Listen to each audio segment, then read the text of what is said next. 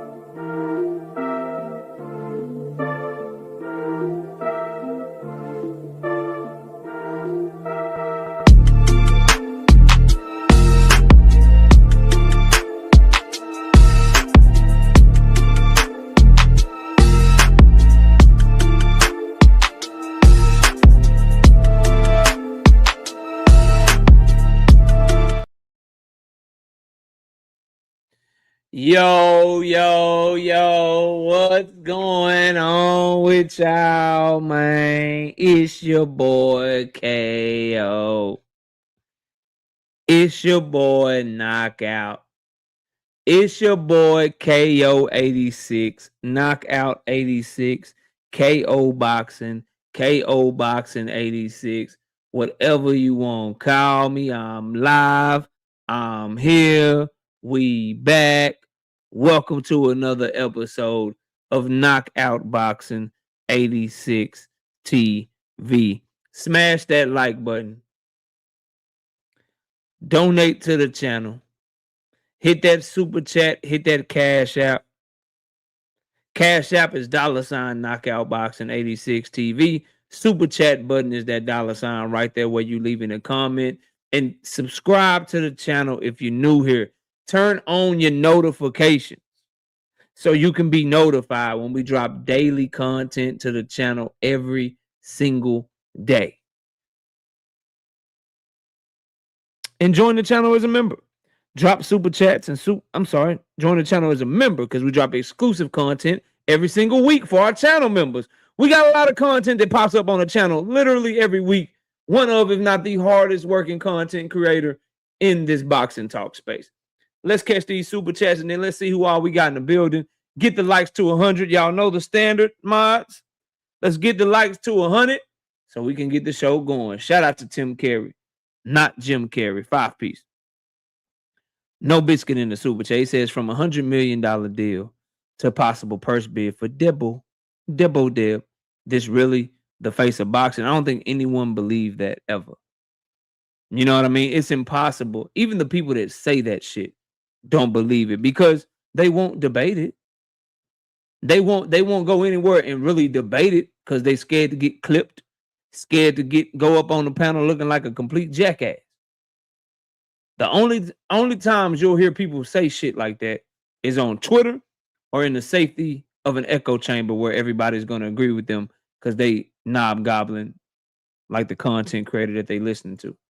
Nobody believes that shit, bro. Shout out even the people that say it. Shout out to my dog Trap Band. 2-piece. No biscuit in the super chat. He said absolutely nothing. Just showing love to the channel. I appreciate you, big dog. And shout out to Block News Media. 50 burger. 50 ball. 50 piece. Bow. No Biscuit in the super chat. He said, smash the like button, fam. Respect. Respect to you, bro. Shout out to David Lynch, 2-piece.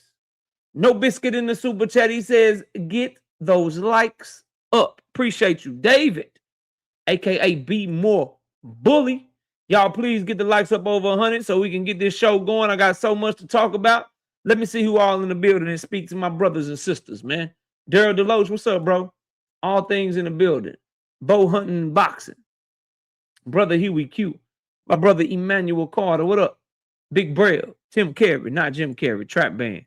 Mike Moss. On the Money Line. Josh Betting. Deluxe Recordings. William Old School in the building. Terrence Gayton. OG Victor, 998 years old, is in this mother, man. Lee Jackson, Levon Down Gator, Terrell Jackson, Junior Francois, what they call him, Conage Dre, Rastafari, tired ass cowboy fan, Million Films, Kathina's Gill, Red Oak and It. Red Oak and It. Blue, what's up, bro? Salute to you.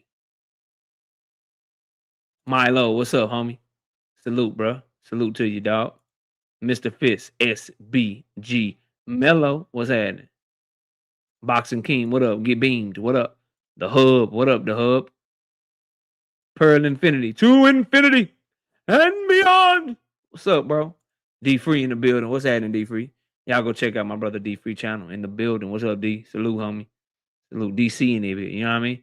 Vernell Stevenson, what's up? One hitter quitter. What's happening with you? Barbara D, what's up, sister? Salute to you, Barbara D. Cash Crypto in the building. Sister Quee's in here. What's up, Quee? Salute.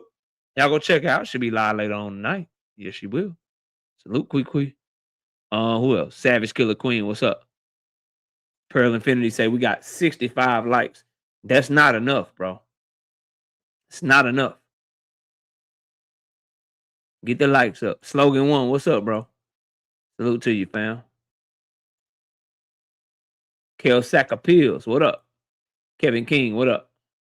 Nails 8908. What's happening with you, bro? Kiro Black in the building. What up, Shamar Lavelle? What up, Shamar? Salute. 2 Cents Boxing in the building. Y'all go subscribe to my sister 2 Cents Boxing. She said, why they so mad, KO? Because Devin Haney a damn duck. That's why. Because Devin Haney a damn duck. That's it. That's all. And here's the thing, right? Well, no, I'll get to that later. But yeah, because he a goddamn duck. That's why Devin Haney fans are pissed off right now. And them narratives ain't working. HTX Nate in the building. What up? 600 said, what's happening? Pat, what's good with you? Javon, what's happening? Juice Vision, what up, my bro? Cam J Network, another great shift. I ain't calling that nigga shit shows no more. Nigga, another great shift today. That nigga does a whole work shift. Another great shift, nigga. Good shift today. That boy working hard, man. Y'all go subscribe to him. Work out. That nigga's live. I get my work done. Listening to the nigga while I'm getting my job done for my full-time job. The nigga's live. I got some time to kill while I'm getting ready for my show. So I hop on this panel because that nigga's still live. He's live all the time. Always working. Shout out to Cam, man. Who else is in here? Rozilla Jones, H-Town. NAB, what up? J-Main, what up?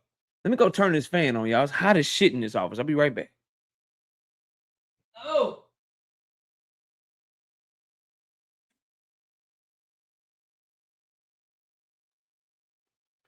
That's how you know your ass getting old. When you just start making noises and shit when you get up. Oh.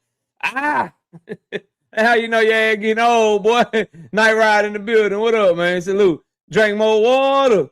What's happening, bruh? Salute. Yeah, we ate good last week. We trying to bounce back again this week, man. We trying to keep the money train going, man. Join the channel as a member. The channel members will let you know we be eating good on these bets. And I think I got some goodies for y'all this week, too. Soldier, what's up with you? Harris fan, what's happening, bro? Oh, for real? Oh. How sad. How hilariously sad, bro. Devontae Cromwell, what up? And it's crazy because I show love. Never get the same out of niggas. You know what I mean? Crazy. Crazy, bro. I didn't mean to do you like that over there on Cam J, bro. You did an emergency live. Come on, dog. Don't do an emergency live, bro. There is one. It's okay. It's okay, bro. You know what I mean? It's okay, bro. Andre, what up? Like, it's gonna be all right. Sunny Day, what up? Tunnel Vision in the building, what up? Cam, what's happening with you? Keisha's in the building, what up? D. Willie Thomas, what up? Clipping my show? Hold on.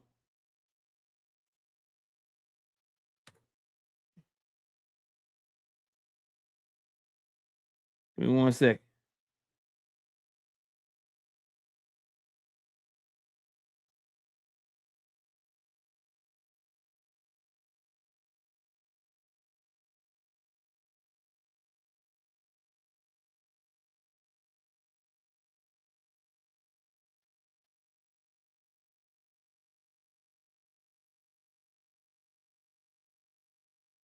Oh, they going back and clipping some old shit. Okay.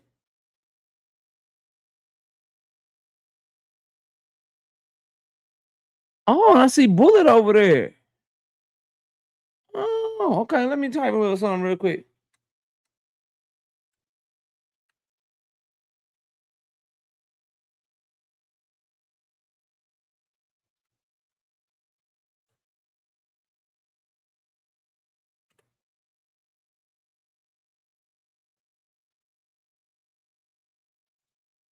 All right, we back. Let's see who else in the building. Shawnee Bo, what up, bro? Salute to you, fam.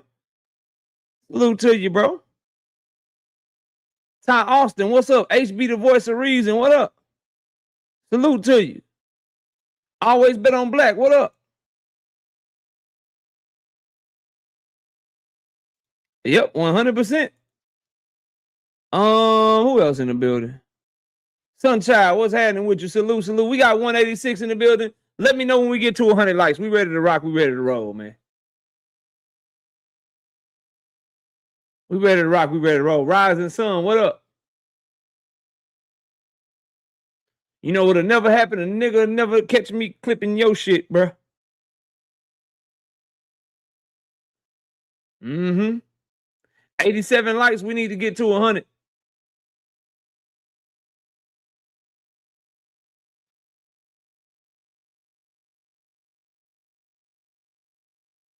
See, this is how you tell what really be going on, though. Y'all will learn, though. When, what up, Zone 6 Baltimore? What's good? P. Hunter, what's happening with you? This is how you know when niggas getting they feeling. But it's cool, bro. Do y'all thing over there. Do my shit over here. And niggas know what's up, man. If y'all got a problem, I'll be right here. DJ, what's happening with you? Yeah, I'm gonna talk about that today. He say, KO, you saw that Gary Antoine said that Shot can move up to 140 and send him a contract. He want to be a boxer, brother. This shit is sad. We're gonna talk about Gary Antoine today. King of Kings, what's happening with you? We will be talking about Gary Antoine for a little bit today. Yep.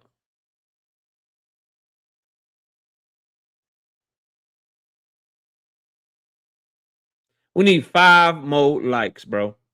And then we straight to the action. And then we straight to it. T-Mac, that's the only thing I know to do, bro.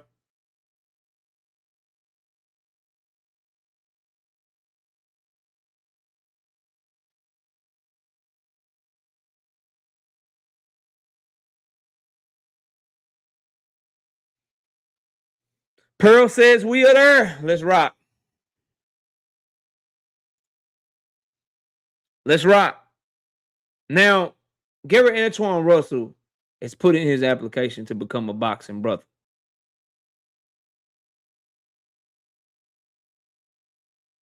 He is trying to put in an application to become a boxing brother. I see him tiptoeing around the Shakur Stevenson question. I see him calling for Shakur Stevenson last. I see him trying to jump in and intervene with Shakur Stevenson and O'Shaquie Foster. Let me get this straight and let me understand something. Swoosh Life, what up? Shaqy Foster is supposed to move up to your division with you as the champion, and he's supposed to send you an offer even though you are the champion.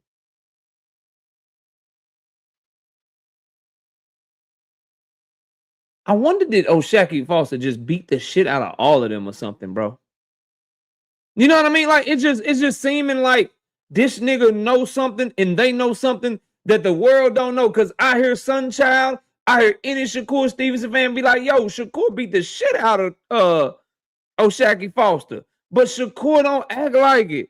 And then when I look at the matchup of Shaqy Foster and Gary Antoine, I'm like, Gary Antoine can do him dirty. And I'm like, why are these niggas acting like this with O'Shaquie? I think O'Shaquie's a good boxer, good distance control, good jab, athletic. You know what I mean? I think he got some good shit with him. But nigga, why does everybody seem so spooked? Everybody seem like, nigga, we will not fight Shaqy Foster at all for no cost. And then when you listen to Shaqy Foster talk, you like, yeah, nigga, I go to 140, shit. 135, whatever you niggas want to do, I do it. What's up? Now, I fuck Raymond Ford up. That's cool. I fuck him up. Fuck him up. Lamont Roach, why you talking like that? Bitch, you duck me. Like, he just be talking crazy to these niggas. To that whole little conglomerate. Because, you know, Drawmont Roach and Gary Antoine Russell, they on the outside looking in. They got their application in for the Boxing Brothers, but they got a little bit more work to do before they can be the Boxing Brothers, bro. That's me. What's happening, homie? Luke the Don, what up, bro? It's just a wild, wild time, bro. To watch how Gary Antoine is moving. And it's like the way that he fight in the ring, you would never think that he'd be moving like that. Curtis Robinson, I don't know no other way, bro. We work. I don't know any other thing other than do than what you said, because we work. D Free saying Shakur Stevenson is a mob boss out this bitch. Shakur Stevenson playing chess with y'all, bro. Harris fam, that's what it looked like. And so I don't like how Gary Antoine Russell is moving, which leads me to my young dog. I was texting with Valiant Mason. I was just wishing Valiant a good luck with his sons this weekend.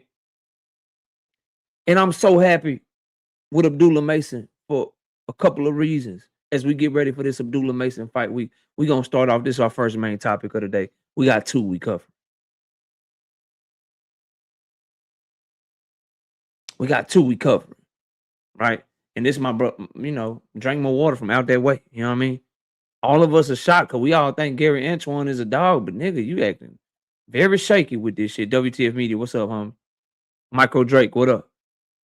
But let's get to the first topic, which is this Abdullah Mason Albert Bell fight and everything surrounding it, right? First thing I want to talk about is how Abdullah Mason and Albert Bell is taking the shit on the group that I just mentioned. This brotherhood shit. This conglomerate shit. This Shakur, Keyshawn, Ray Ford, TLF Ash, what up? That shit, Swoosh Life, what up? Dub Winner, what up? I want to talk about that, right?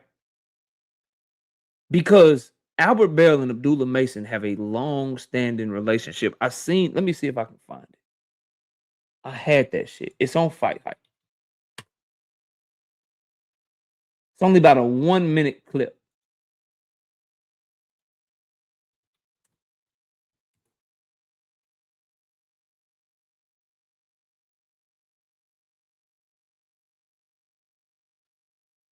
Only about a 1-minute clip. Give me 1 second. And I just seen a video post up of Sean Zattel saying Abdullah Mason is the next great fighter. Yeah. Welcome to the party, Sean. Welcome to the party, Sean. Welcome to the party. We've been on this for 3 years. Curtis Robinson, being a member for 19 straight months, says it's chess, not checkers. Yo, 100%. That's what Shakur is playing out this motherfucker. Straight up. Shout out to Curtis Robinson. 5-piece. No biscuit and soup. That says for your favorite brunch, King. That's not enough, but it's gonna go towards the brunch. Miss KO an expensive date, bro. Number one, you ain't finna just take Miss KO to brunch and just get a mimosa. You got to get what's called a carafe. Okay, so you got to get the whole carafe of the mimosa when you take Miss KO out. Okay, None of that cheap shit either. She like not the little Andre little champagne. She want the good shit with the shit. And she don't want regular orange juice. She want the pineapple juice or some cranberry juice. Miss KO likes options. Okay. She likes options. So we'll put the $5 towards the brunch since I'm out work tomorrow. You know what I mean? But that, I remember you used to take people out for like $40, bro. You used to go to Chili's. Chili's run you about $25, right? Get the movie tickets about 10. Then you can let them pick whatever candy, soda, popcorn they want. Boy, you can go on a date about $40, $50. Now the appetizers alone is about 20. Drinks like 30. If you ain't spending at least $100 on a ticket, somebody tell me where the fuck y'all eating at, is what I'm saying to you. Anyway, moving on, but I appreciate you, Curtis. Thank you. Thank you, bro. This is what I wanted to show y'all. Hold on, let me find it. Because I'm gonna pause it right at the moment. All right. Hold on.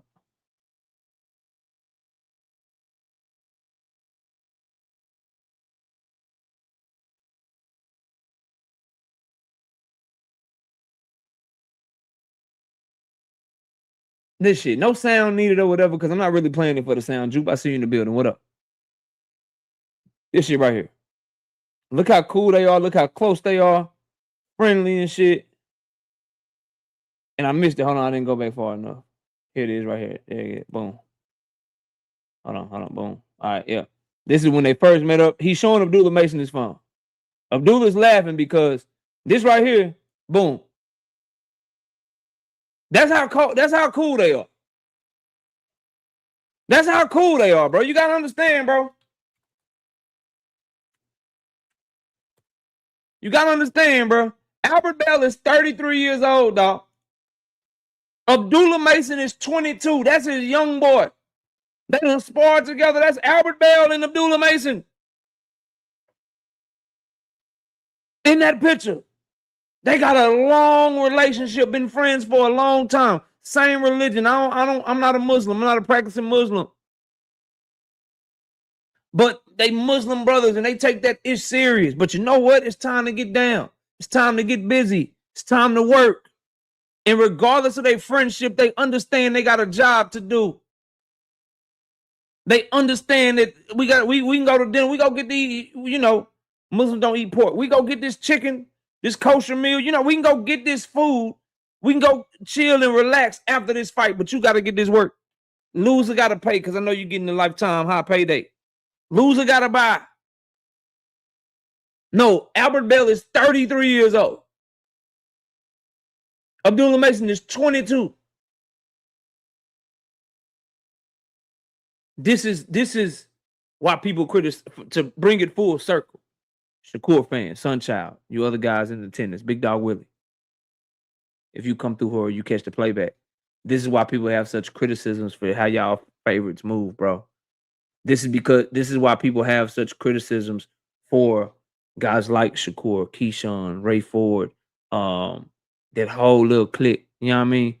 Because it's other fighters that got real relationships, they got real ties, that are really close, that are good friends, that's willing to just put that shit on the line and get it going. Texas DT 25 piece, no biscuit in the super chat. He said absolutely nothing, just showing love to the channel. So this fight is exposing that aspect of the fight game, which is this shit is a competition. And people always tell me, well, KO is not basketball. KO is not football. KO is not, you could die in the sport, KO. And this should be sounding like mean when I say this, but didn't nobody ask these niggas to do this shit? If they want to fight, they chose to fight. They not getting the gun held to their head to have to fight. D1, what's up, homie? And so what I'm saying is, bro, the expectation is the same for you to compete against the best. I don't give a fuck if y'all friends.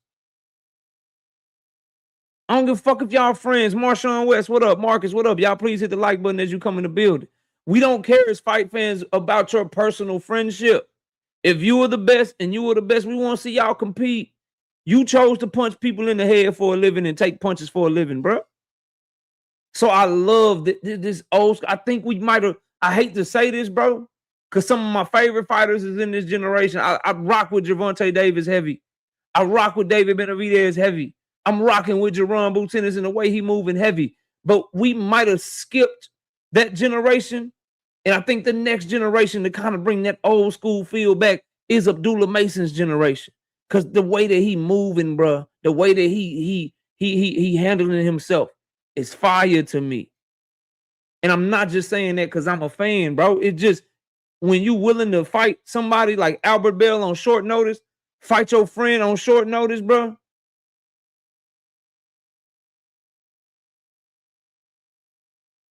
Fire. Absolutely fire. So that aspect of it really exposing a lot of some of y'all favorite fighters. Anthony Shell, what up? Now, the other part to this.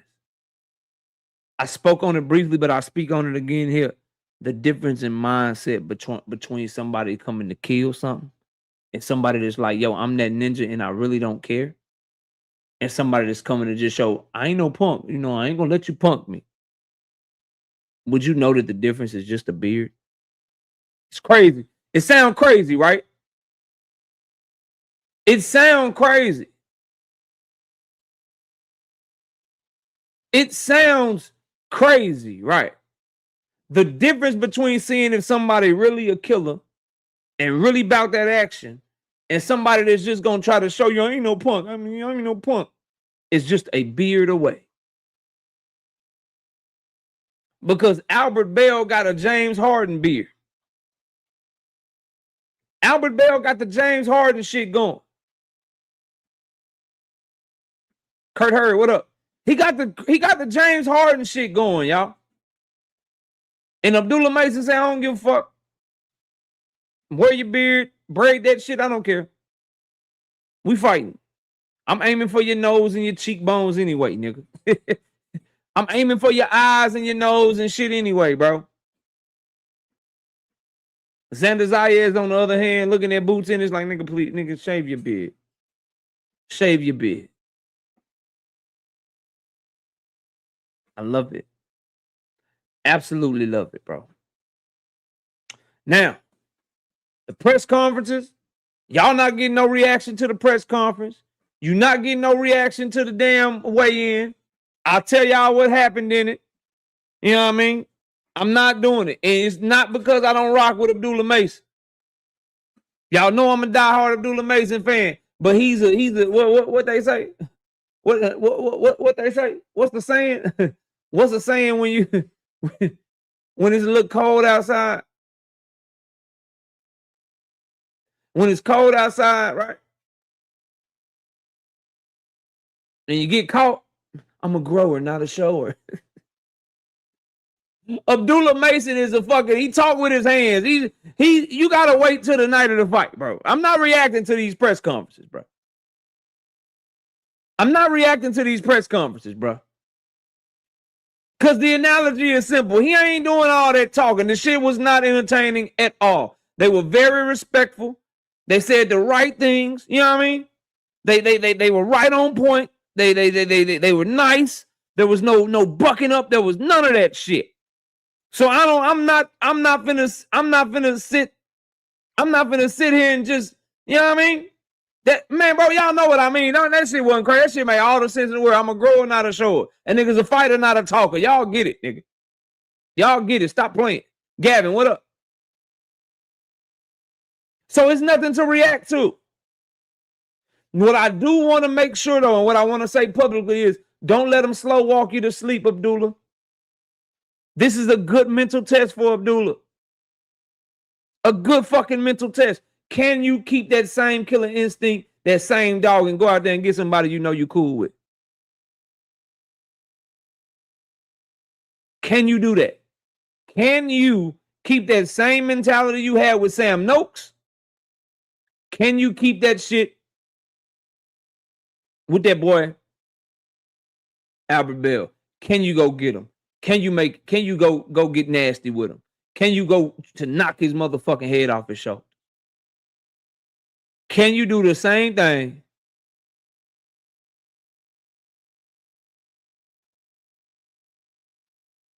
that you did with somebody that you're not cool with, that you don't have a relationship with? Those are my biggest questions. The mental test of this dude is your homeboy, he's your friend, y'all being really friendly before the fight. Can you flip that switch? Can you flip that switch? Just another step in the evolution of Abdullah Mason. Can't wait to see it. All right. I had started a comment because I seen it. Cortez Bowl says, you like how Mason moved, but Tank moves totally opposite. How you doing that? Abdullah Mason has not been in Gervonta Tank Davis's position yet. They in two completely different positions. That's number one. Devin Haney just ducked Tank Davis to go try to fight Keyshawn Davis. Cause I'm willing to bet that's where this shit comes from. That's where this shit comes from. This is not the time to be talking about how Tank Davis is moving. Tank Davis is trying to come back off of a layoff and give us a fight we've been wanting for years. And the other party just ducked and is trying to fight Keyshawn Davis instead. And then wants to fight Tank Davis second. Go tell Devin Haney to stop fucking ducking. I'm trying to see something. SBG Mello, what up? KO, I'll be there on the 3rd, from floor 3 rows away. I'm talking about how you moving, not talking about Tank. How am I moving? Answer. How am I moving? You want to interrupt the show? You want some attention, Cortez? I give you some attention. How am I moving? Solid. Best in this motherfucker. You know what I mean? The best one doing it. Okay, you said it's about me. Matter of fact, how am I moving? Don't nobody block this nigga.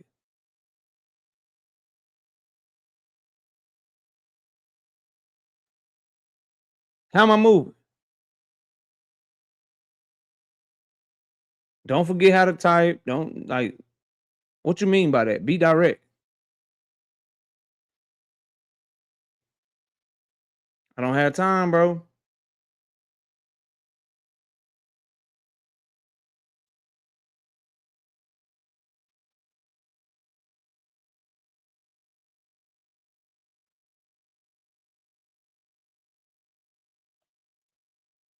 Yeah, you slow as shit. Seem like you're plotting, Mason. What do you mean I'm plotting him? Yeah, you a Devin Haney fan. The fuck you mean plotting, bro?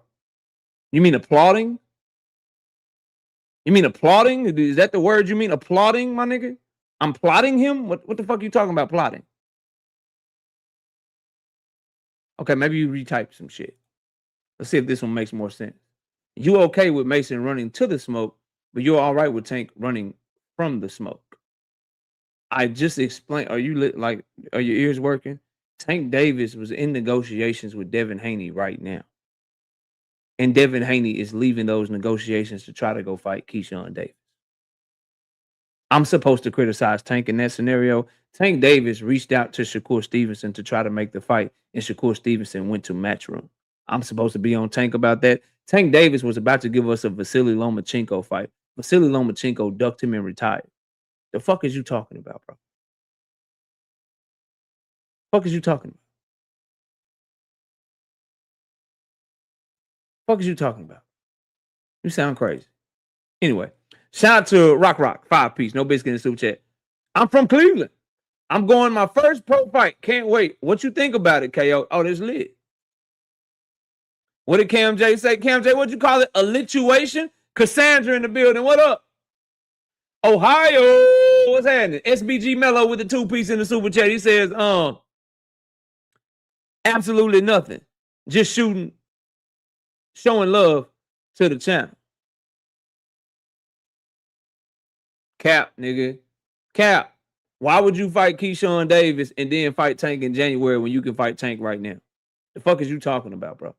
Why pull away from the table when you got Tank on the table right now and go fight fucking Keyshawn Davis? And how the fuck is he gonna fight Keyshawn Davis in October or September and turn around and fight Tank Davis on a short turnaround in January? That's just them lying to you. Worry about how you move and believe in stupid ass shit like that. Don't worry about how I'm moving. Worry about the fact that you're so gullible that you would say some shit like that and believe that Devin Haney would fight the two toughest fights of his career 3 months apart. He's not a fucking prospect.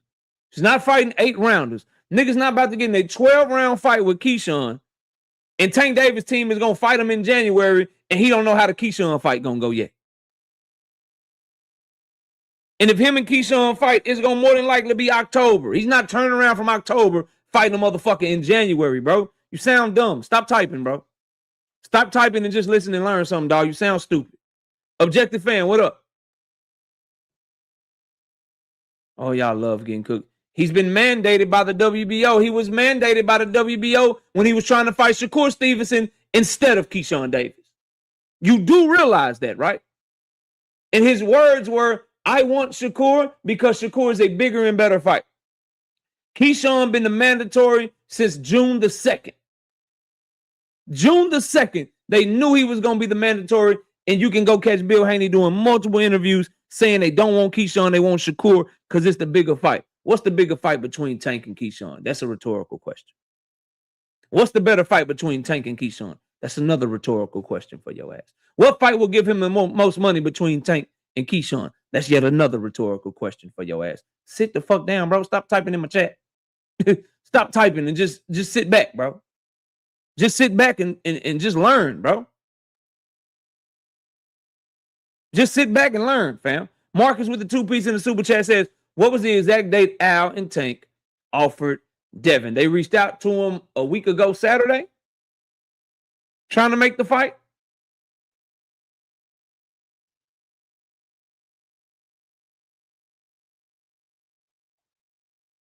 Niggas just love making shit. You just want my attention so bad. Bob's about to shelf Keyshawn. That's why Bob's sending him to lose. Boy, you sound stupid. No, Bob is about to lowball Devin and make Devin drop that belt so he can make Keyshawn versus Brian Norman Jr. and have control over the WBO belt no matter who wins that title. No, Bob Arum is putting Devin Haney in a position to have to go to purse bid and take a less fucking purse and hope that he drops the belt like he did when it was fucking Sandor Martin. How the fuck is he getting ready to shelf Keyshawn when he just gave Keyshawn a motherfucking homecoming fight for a main event in a grudge match? How the fuck is he about to shelf Keyshawn when Keyshawn fucked up against Edwin De Los Santos and missed weight? He let Keyshawn and made the WBO put Keyshawn #1 in the 140-pound rankings. Then he fights a no-ranked fucking contender in Jermaine Ortiz in the Here Albright, moves up to 147, and Bob Arum places him at #1 in the WBO yet again. Then on top of putting him #1 in the WBO, he uses his motherfucking leverage in the goddamn WBO to make motherfucking Keyshawn Davis the mandatory challenger. He's doing all of this for a nigga that he's trying to put on the shelf. You sound dumb. Thomas, what's up, bro?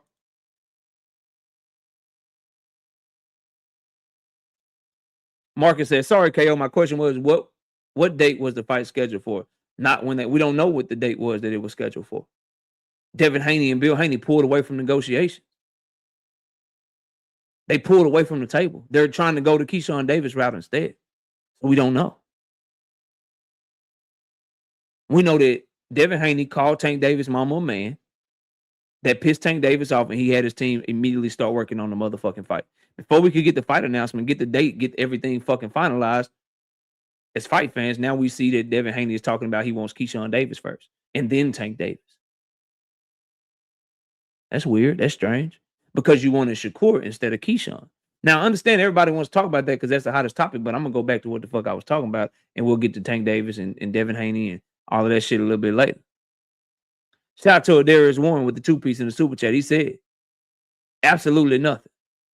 Just showing love to the channel. I appreciate you. Appreciate you, big dog. Thomas Kelly, what up?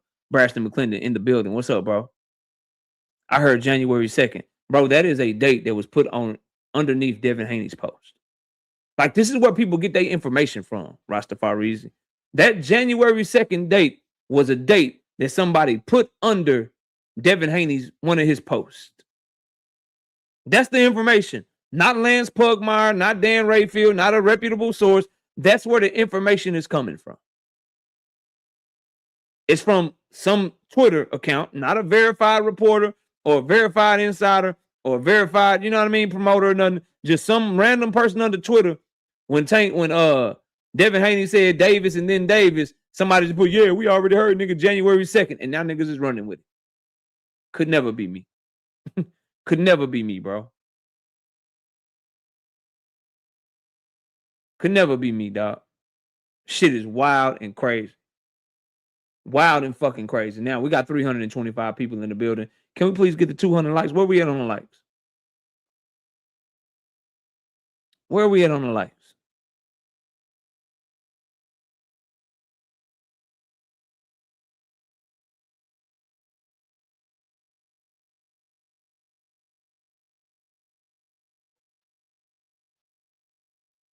And he got it from a Twitter post. He got it from a Twitter post that was underneath one of Devin Haney's tweets.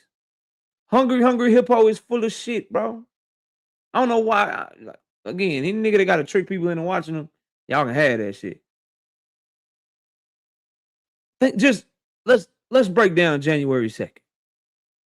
January 2nd is the Saturday after Christmas and the day after New Year. Christmas and New Year's are the fucking holidays where people travel the most. That and Thanksgiving.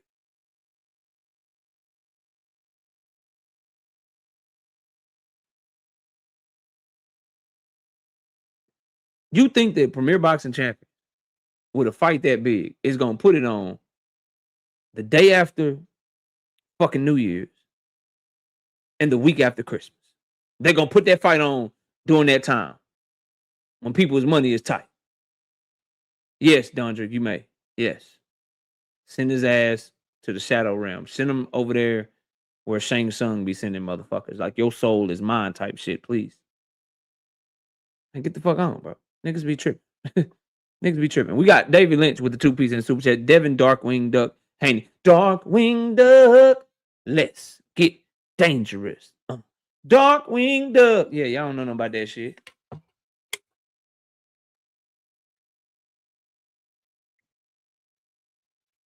That water good, boy. Please get the likes of 200.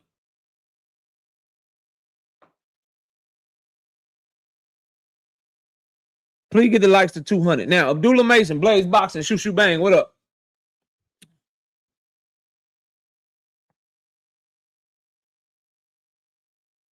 Abdullah Mason, bro, is in that same position as Jerron Boots Ennis. That Jerron Boots Ennis was in last week. Jerron Boots Ennis passed a lot of people. Who you think casual fans more excited to see fight? Shakur Stevenson or Jerron Boots Ennis? Who you think casual fans more excited to see fight? Devin Haney or Jerron Boots Ennis?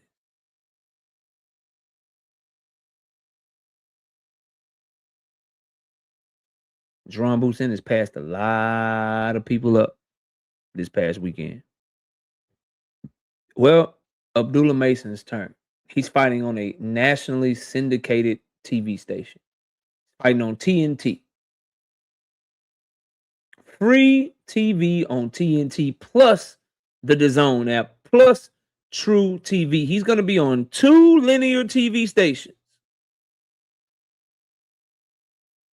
Plus the boxing app that all diehard boxing fans watch. And TNT's announced team is going to be Tim Bradley, Terrence Bud Crawford, and I forgot who the other one was. That's who TNT got covering the fight. That's who they analyst going to be. Everybody was wondering what Bud's going to do next. Bud Crawford is now a media member. Andre Ward. There you go. Andre Ward. No, Sean Porter. Yeah, Sean Porter. There you go. It is Sean Porter. So Sean Porter, Terrence Crawford, and I forgot the one I just fucking said it. I just fucking said it. Who was it?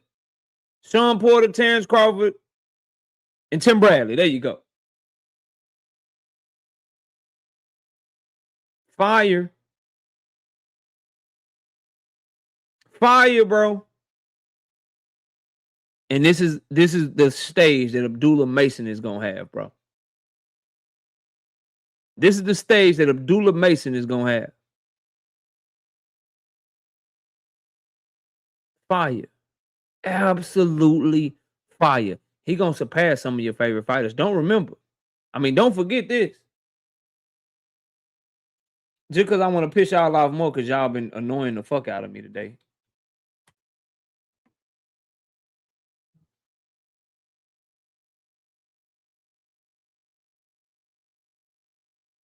Just since y'all been annoying the fuck out of me today.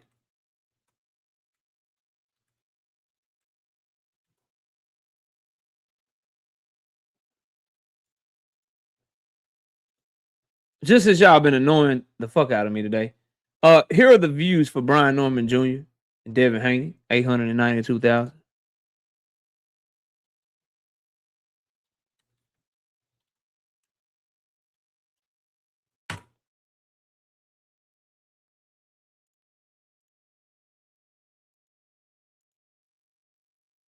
Here are the views for Timalifu Telefimu and Shakur Stevenson, 1.1 million.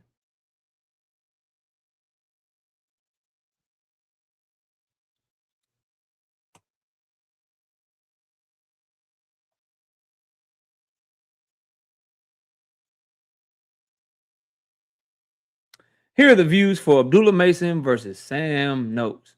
2.2 million. More views on his last fight than Shakur Stevenson and Devin Haney's fights combined. And he's about to be on a huge fucking platform, a platform bigger than the one that both of them fought in front of in his hometown, in America, during prime time. Can y'all say coming out party? If he's able to get this motherfucking job done. Be good. 2-piece. No Biscuit in the super chat says, keep cooking, KO. I roll with you. People don't like facts and numbers and data. But that's what I love. That's what I go off of. That's why this shit. That's why this is hard over here. It's a tough job over here to fuck with what I got going on, bro. Phoenix, what's up, homie? It's a tough ass job to fuck with somebody like me, bro. Cause the people have spoken. The world would love to see Abdullah Mason and Jerron Boots Ennis much more than they would love to see a Devin Haney or a motherfucking Shakur Stevenson fight. The fact of the matter is, it's showing it don't matter who Abdullah fight. They just love the way that motherfucker fight. And I don't mean motherfucker in a disrespectful way. That's just how I talk. They just love the way he fight, bro. Yeah, they just love the way he fight. People they don't necessarily care anymore who Boots Ennis is fighting. Just nigga, Boots fighting shit. I'm watching that shit. Fuck you mean? Jerron Ennis fighting? I'm watching that shit.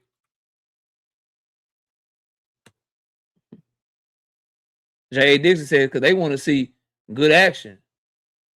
KO. And check this. It's only been a few days. Hey, Devin Haney, Shakur Stevenson, watch out. Xander Zayas Boots in his highlights already got 827,000 views. You know what I mean? Don't really, you know what I mean? Don't shoot the messenger. Fans of these fighters. Don't shoot the messenger. You know what I mean? But that highlight tape already got damn near 1 million views. And it's trending that way. Just putting that shit out there. And now you got Abdullah Mason on an even bigger stage than that. Because Boots was just on the zone. He was just on the zone. With a paywall behind him. Either you got to have the zone ultimate. Or you got to pay the one-time price. Well, you can choose. If you got the zone ultimate, great. Watch Abdullah Mason. If you don't, turn on your cable box. Go to TNT. And you can watch Abdullah Mason fight for free. While being commentated on by Tim Bradley, Terrence Bud Crawford, and Sean Porter. Yeah. That boy about to have a star-making night if he can get the job done.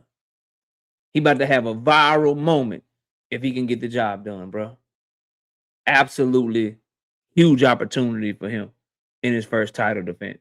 Shout out to Drink More Water. He says, I'm a boxing purist, but that safety first is you can fight a disciplined fight, but when you have an opponent dominated, stop being scary and press for the KO. That's what people want to see, bro.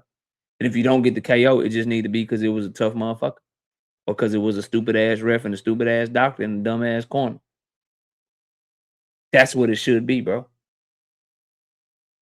People be getting the game fucked up, so I'm very, very excited for Abdullah Mason. I want to talk about Jerron Boots since I kind of brought him up in the context of this conversation. He did an interview. Oh, shout out to my dog. Hold on.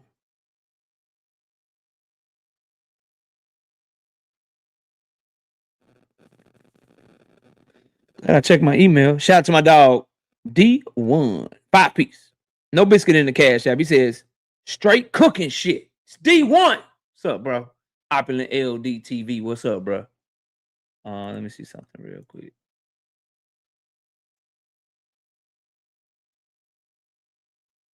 Oh, yeah. You know what? Before I talk about Boots, we can talk about that. And I got you. Got you, Cam. I appreciate you sending that to me, Cam. I'm already on it. I was here with it. You sent it to me on Instagram, but I was right here with it. I had shit ready to go. Hey, I was going to get to it, but we can talk about it now. Oscar De La Hoya talks about Turkey Al-Sheikh and Ryan Garcia and Zuffa in the fight with Conor Ben. Let's take a listen. You can't just do whatever you want here in America. Once the Ryan fight on their network, because their regular Zuffa fights do a few thousand views. Oh, I can't imagine how fucking disappointed Paramount is. But there are contracts in place. You can't just do whatever you want here in America. There are laws and legally binding contracts. Turkey and Salah, you can't call up any fighter you want and make a fight. You can't put fights on any network you want. That's why you're getting sued left and right. So I'm going to stop it right there because I do want to talk about Turkey. And I'm glad Cam sent that to me. Salute to my brother. I was going to talk about it anyway. I had it already pulled up, but he reminded me. So before I get to Boots, I want to get to this, bro. And it's funny. I find myself, I got to tell Turkey Al-Sheikh the same thing that I had to tell Drawmont Roach. Nah, bro, don't wave the white flag. Keep that same energy. Do not, Joko, what up? Don't wave the white flag. Keep that same energy. Turkey Al-Sheikh says, I had a productive meeting yesterday with all interested parties in terms of the overall state of boxing. We can collectively grow this great sport to the benefit of the fighters, the sport, and its fans globally. You haven't seen anything yet. Listen, bro, keep that same energy you came with when you and Dana White had y'all little shit and you said y'all gonna take shit over. Y'all gonna cook all these dudes. Y'all getting them the fuck up out of here and boxing's done. Y'all taking this shit over. Oscar De La Hoya later on in that clip, because I already watched it, he said that, you know, it's funny y'all had a peace summit, but I wasn't there, Al Heyman wasn't there, and Bob Arum wasn't there, and we all run the goddamn American market. I like this newfound energy that traditional boxing is having, because what they're realizing is when you come together, TNT gets into the fold. You get back on linear television. And if you start making fights good enough, guess what? If people, they'll start outrating, not the NFL, but I think that boxing, with the proper amount of promotion, the proper fights being put on, if people have a chance to watch a good boxing card or watch a baseball game or a hockey game, boxing can start competing with those other sports and start surpassing them and being able to really show that boxing is the greatest sport in the world. And the one thing I do give Turkey is he brought all these promoters together, and it's great for us because they came together to get his ass out of there. Straight up. But what I want to say is don't do that. You was taking shit over. And what happened to Hungry Hippo? Hungry Hippo. You said it was over with. You said it was over with and Turkey took shit over. Nigga, yo, always wrong ass. You said it was over with. Turkey took shit over. It's only a matter of time and shit. Why he holding peace summits? You started the war. How you attack a motherfucker and then don't want to fight no more? You attack somebody, start getting your ass whooped, and then you don't want to fight no more. Marquis, what up, homie? Because you getting packed up out here. These fighters is like, shit, well, hold on. I got to come to you. So I got to wear a Zuffa t-shirt. I got to have a Zuffa mouthpiece, Zuffa shoes, Zuffa trunks, Zuffa boxing gloves. And I got to drop my belt. And you can drop me anytime you want to. And my pay is subject to change based on what you think.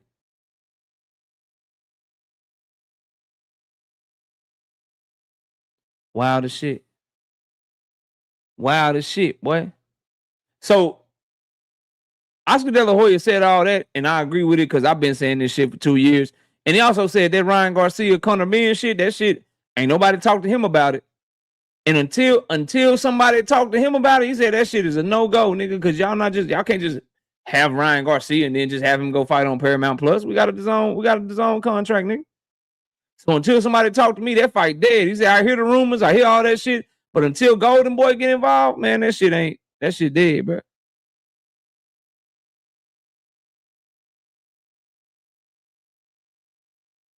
So it's looking bleak for you turkey lovers, man. It's looking real bleak. And if he really wanted peace, why he ain't bring the biggest people in boxing to the forefront? You really want peace? You just got people that were still willing to listen to you. They're still willing to try to sit down with you or whatever. Dana White was the worst decision that you ever made, bro. Telling y'all, like, boxing, I told y'all from jump, boxing got too much pride, too much experience, too many relationships or whatever for you to come in and think that it's the MMA and you can take it over like that. Because I said, man, if the promoters come together, this shit over with. This Zuffa shit over with. If Top Rank and all these and PBC and all these guys start working together, this whole Turkey taking over, Zuffa this, man, that shit over with. Because they're gonna be having a better product. Like, bro, DAZN just got a better product than motherfucking Paramount Plus right now, bro. The product better, fam. It's just better. DAZN gave us Jerron and Xander Zayas last week. And they giving us Abdullah Mason, Albert Bell this week with Bruce Shushu Carrington on the undercard, Tiger Johnson, Scooter Davis. This shit a wash. This shit is a wash. It's over with. The last 2 weeks from DAZN been better than the whole year for Zuffa. Somebody tell me I'm wrong. Kevin House, what up?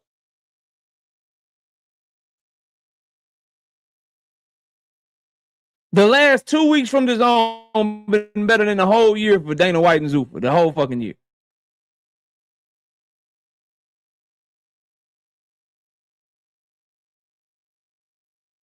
Zuffa got one video out of me. Man, what a great motherfucking knockout by Jose Rayo Valenzuela. Gets his get licked back against Edwin De Los Santos. Called out Shakur Stevenson. Shakur Stevenson said no. The end, nigga. I ain't talking about that shit no more. Y'all don't watch the videos. Niggas don't want to hear about Rayo. They want me to talk about Jerron Boots Ennis. Speaking of Jerron Boots Ennis, he gave an interview to Roy Jones and Andre Ward. I want to talk about that. But before I do, Sebastian Fundora already ducking. This nigga Fundora's already ducking. Boots say, I'm going to chop the tower and Inferno the fuck down, chop him down, chop the tree down. He say Fundora easy work. Fundora promoter Samson Lickowitz said, yeah, what's up, man? We're going to make the Boots fight in 2027 on this Devin Haney shit. He said, we're going to make the Boots fight in 2027 on this Devin Haney shit. Right now, we got our mandatory. Right now, we got our mandatory. But we going to make the, we going to We gonna make that fight in 2027. Right now, we got this Mando though. He already ducking, bro. Brian King, B Falcon. What's happening? I'm so disappointed in Fundora. I hope that he does what David Benavidez did, speaks out against Samson and just makes the fight. Brother Huey Q is about to have me arrested. Okay, I'm finna have you arrested for you did those two goofies earlier on Cam Show. I came in there late. Now I see why dudes were pissed in the chat. Call them up out they name. Yeah, bro. It's just, Devin Haney's a duck, bro. You know what I mean? He ducking the fight. There's no way around that shit. And niggas don't really like I was on Cam shit just freestyling or whatever. I got all the receipts right here. Nigga. I got this one. I probably shouldn't show this because it'll make niggas not want to hit the link, but I got that receipt.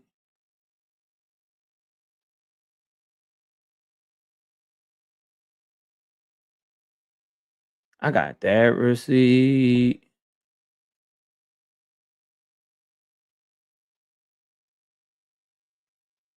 I got that receipt. I'm finna sneeze.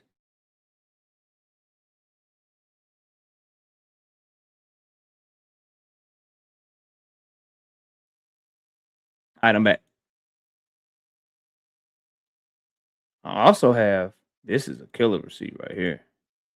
I have this receipt. Like, I'm just waiting on somebody to get brave. I'm just waiting on somebody to get brave, bro. But back to Jerron Boots Ennis, bro.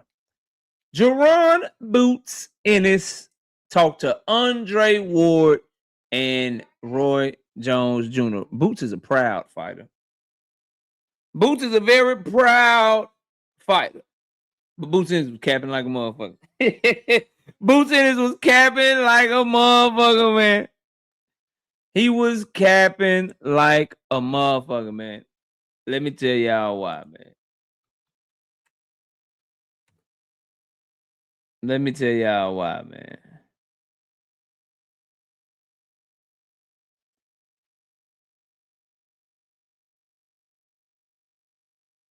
Let me tell y'all why, bro. Andre Ward and Roy Jones Jr. talking to Boots Ennis about the fight. Ronnie Bravo, what's up, homie? Dean by any means, what's happening? They asked Boots, bro. They say, so in the third round, blah, blah, blah, blah, blah, whatever.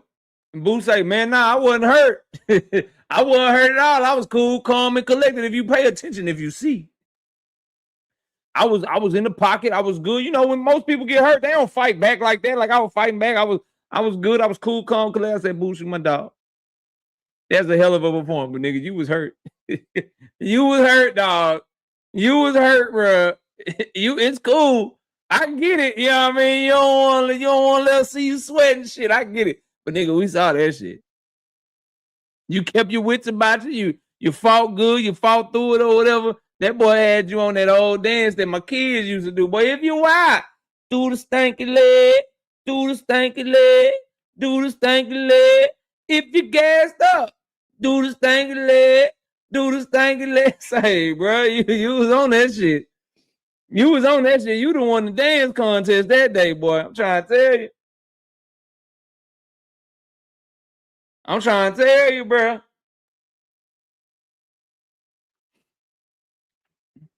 But what he did say was, but don't worry about that. People talk about my defense. People talk about this, talk about that. He said, don't worry about that. We're going to be in the gym. We're going to tighten that shit up. And then Roy Jones went on to say every fucking thing I said Sunday after the fight. Roy Jones didn't ask no questions. Roy Jones was there to give his opinion and win a debate that he was having with Andre Ward. Because he was like, such, ain't that right, Boots? And Boots would be like, agree with him and shit. And Andre Ward was like, yeah, we talked about this. Roy and I was having this conversation yesterday. He was there to just get Boots to agree with him because Roy Jones ain't asked no fucking question. Roy Jones would talk for 5 minutes and be like, is that facts, Boots? Ain't that right, Boots? And Boots like, yeah, I agree with you because such. Like, that shit was funny. But the main thing to me from that interview with Jerron Boots Ennis and Roy Jones Jr. and Andre Ward is that Boots Ennis is not going to be slipping on niggas like that. I firmly believe, bro, that if Boots Ennis were to lose, it would be to somebody that we don't expect. Or somebody that people don't think have a chance at all. Or something that's not a big fight. Because I said this Sunday, Roy Jones came back and said it today or yesterday, whenever that fucking interview dropped. Bro, he's not going to fight these dudes the same. If he views you as a bigger threat, he going to be even sharper. He going to be even locked in, even more locked in, bro. And so he said it himself. I knew that was my opinion because I just know what I'm looking at when I see Boots, bro.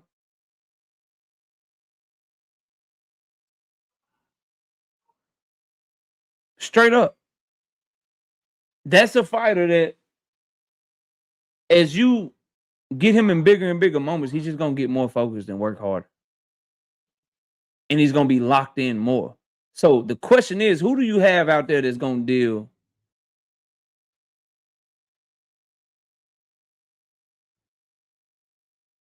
with the Boots that showed up in round 1 and round 2? Who? Who do you have that can fuck with him round 1 and round 2? We don't know if Boots can fight like that. We're going to see one day if he can. Yeah, we don't know if Boots can fight that way. He has never fought one what way. I've seen Boots in this fight on the inside. I've seen him box on the outside. I've seen him fight at mid-range. What have we not seen him do? 10 and them. What up, 10? Mr. Vegas, what have we not seen Boots do? What way have we not seen him fight?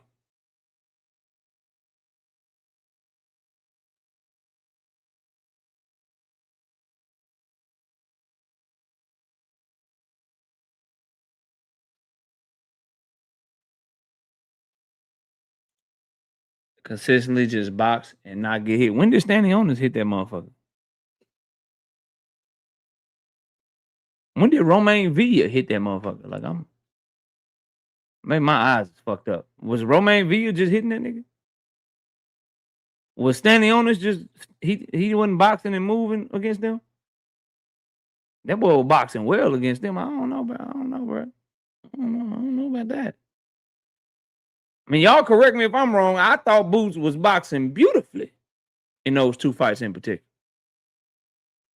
Jab, walking the motherfucker around the ring, getting in, getting out, being defensive, staying responsible. I thought he was boxing well. That's just me. Maybe I'm tripping. Straight like that says Dev is running from all the smoke. Yeah, he running from Tank Davis. All right. We know he running from that nigga right now. But that's really it, bro. I hate that Sebastian Fundora is ducking him. What I want to see next for Jerron Boots is to wrap up the Boots conversation. I just like Virgil Ortiz. I had said that, and somebody put in my chat, well, what does Virgil Ortiz bring to the table? Nigga, a big fight? Dallas versus Philly?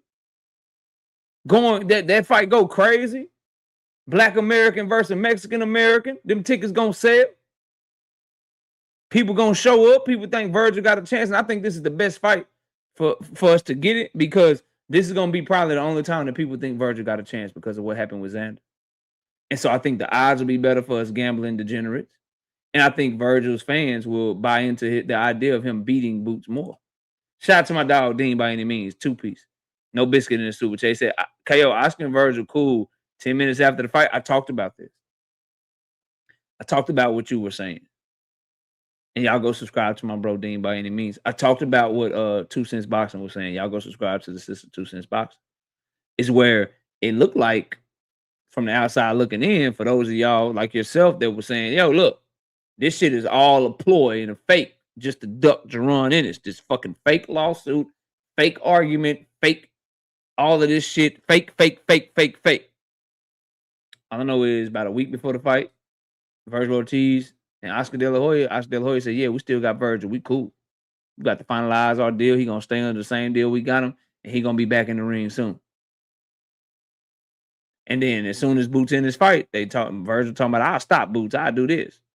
Oscar De La Hoya like, yeah, let's make the Boots fight. Yeah, come on, Boots. What up? So that shit holding a lot of weight right now. Niggas looking crazy out here. That's why, like, bro, that's why I'm glad I did that research, bro. Y'all might be like, KO, what research you talking about? I did the research, but I found out that Virgil Ortiz's Dallas birth certificate is a fake birth certificate. Virgil Ortiz is actually not from Dallas.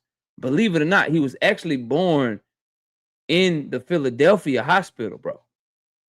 He just migrated to Dallas later on in life, but he's really from Philly. Because he's not I knew something about the way he was moving with Boots, ducking, chucking, and jiving, acting all scary and shit. Like, I kind of knew it all along. You know what I mean? So I figured that I'd do some research, and I found out that his birth certificate is a fake birth certificate, and he's not from Dallas. He's actually from Philly. You know what I mean? He actually from Philly, just so y'all know. Virgil is from Philly. That's my story. I'm sticking to it. Shout out to Oddly Gifted Bully Kennels. 50 of them things. 50 piece. No biscuit in the super chat. He said, fuck it, verse Boots. 149-pound rehydration calls. Tank stopping that nigga. You say Tank versus Boots, nigga?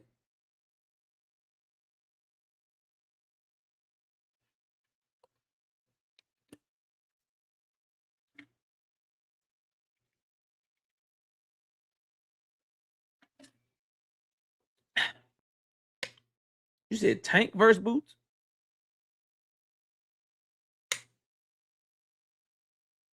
Is that what you said? Listen, I appreciate 50 of them things. I appreciate 50 of them things, boy. I appreciate that shit, boy. I appreciate that shit. 135er against a 154?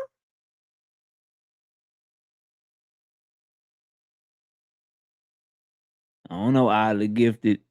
I don't know. I don't know about that. I don't know, bro.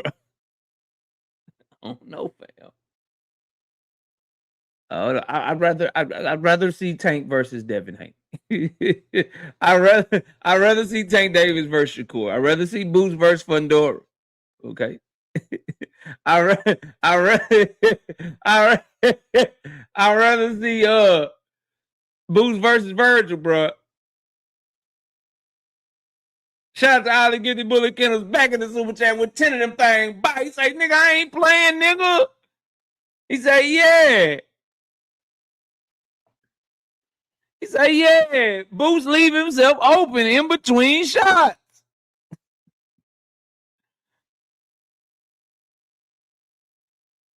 Okay, bro. We'll never see that fight. We'll never see that fight. They both got other directions to go in, bro. Shout out to my dog Zoomverse with the 5-piece in the super chat. He said, that motherfucking go. Peace and blessings to you and yours, my guy. Same to you and yours, fam. But shout out to my dog Oddly Gifted Bully Kennels. I appreciate the love, bro. But I can't agree with you on that, fam. Can't agree with you on that, fam. Drink more water, 5-piece. No biscuit in the super chat. He said, Yo and Janabek. If they're 60 when he moves up, the only ones that got something for Boots. Maybe a Marvin down the line as he develops. 154 is food. Yeah, you know I love me some Yo-Yo. I love me some Yoeli Hernandez, but word on the street is Boots already whooped his ass. Because, you know, Yo-Yo is Canelo's sparring partner, and word is Boots, when he was in the Canelo camp, him and Yo-Yo sparred too. And word is he fucked Yo-Yo up. Janabek, maybe he got something for Boot, but I think Boot's fuck him up. KO, you ain't see Zuffa promo video for Shakur versus Rayo? Put it in the chat. I want to see that shit. Put it in the chat. That's my next topic. Somebody, y'all go scour the internet and bring that shit to me.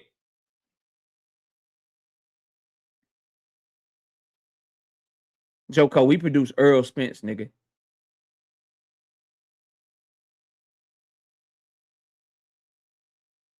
Yeah, that's why I can't agree with that. I can't go there. I can't go there. I can't go there, bro. No.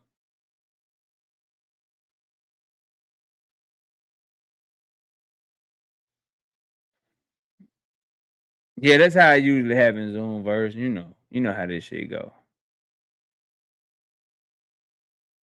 Yeah, I know, but that shit. I got such. Yeah, you guys do a great job of sending me a lot of shit. I see a lot of shit. I'm in the loop enough. You feel me? All right, $1 million just sent it to me. But that would be wise. I used to have one. I might get one in the future. And I might just get on that bitch and just like not follow nobody. Except for like boxers and like news outlets and just say shit. Just say shit and don't respond to nobody. Just say shit and don't respond to nobody. You know what I mean? I did not see what the homie Boxing Gym said. I like his channel. He nice with it. But what did he say, 2 Cent?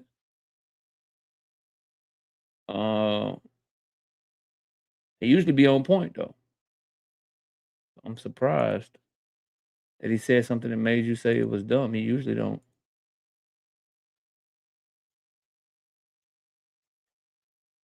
Hold up.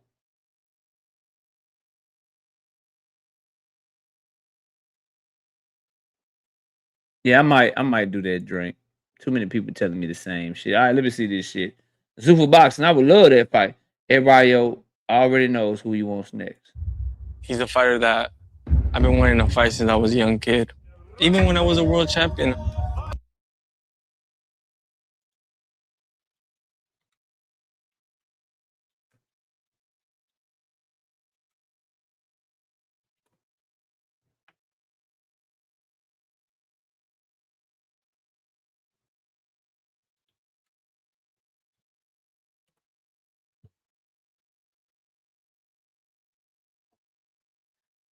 How Rayo been wanting to fight Shakur Stevenson since he was a young kid when Shakur Stevenson is 28 and he 27?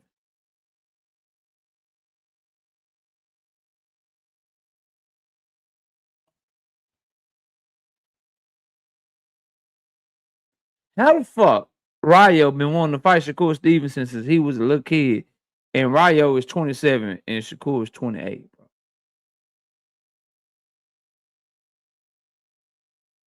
I was like, hey, I'll fight him. Nobody wants to fight Shakur. Why not? Pinpoint accuracy and timing from Shakur Stevenson. Absolutely perfect. He might be the most avoided fighter I've ever covered. And I've never seen anyone come to me and say, yeah, I want him Mark, for real. I would love that fight.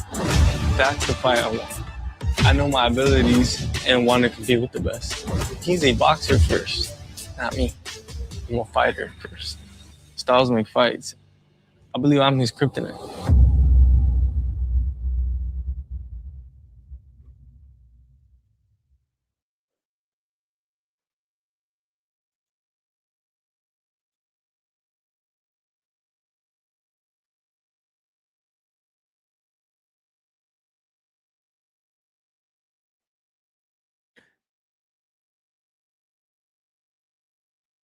Is O'Shaquie Foster avoiding Shakur Stevenson?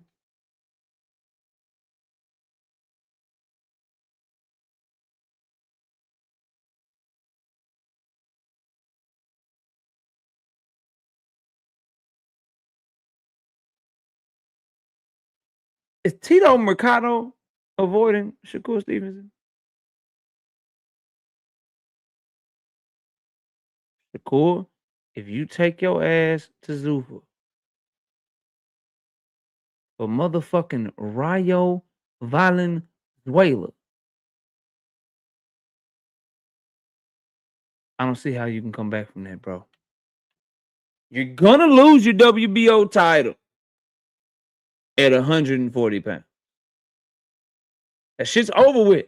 And Ryo, if you want to fight the nigga, why are you on Zuffa? Maybe because he's coming to that motherfucker. I don't know. Who the fuck? Oh, Shaqy Foster is running this nigga down so hard that he fought his little brother in order to fight him. Nigga Shakur about to go to Zuffa. Yo, I don't want to hear shit else about smoking mirrors, pump faking ass, Shakur Stevenson, and Devin Haney. No fucking more, bro. The moment they have the opportunity to stand on business, they never fucking do. They never do, bro.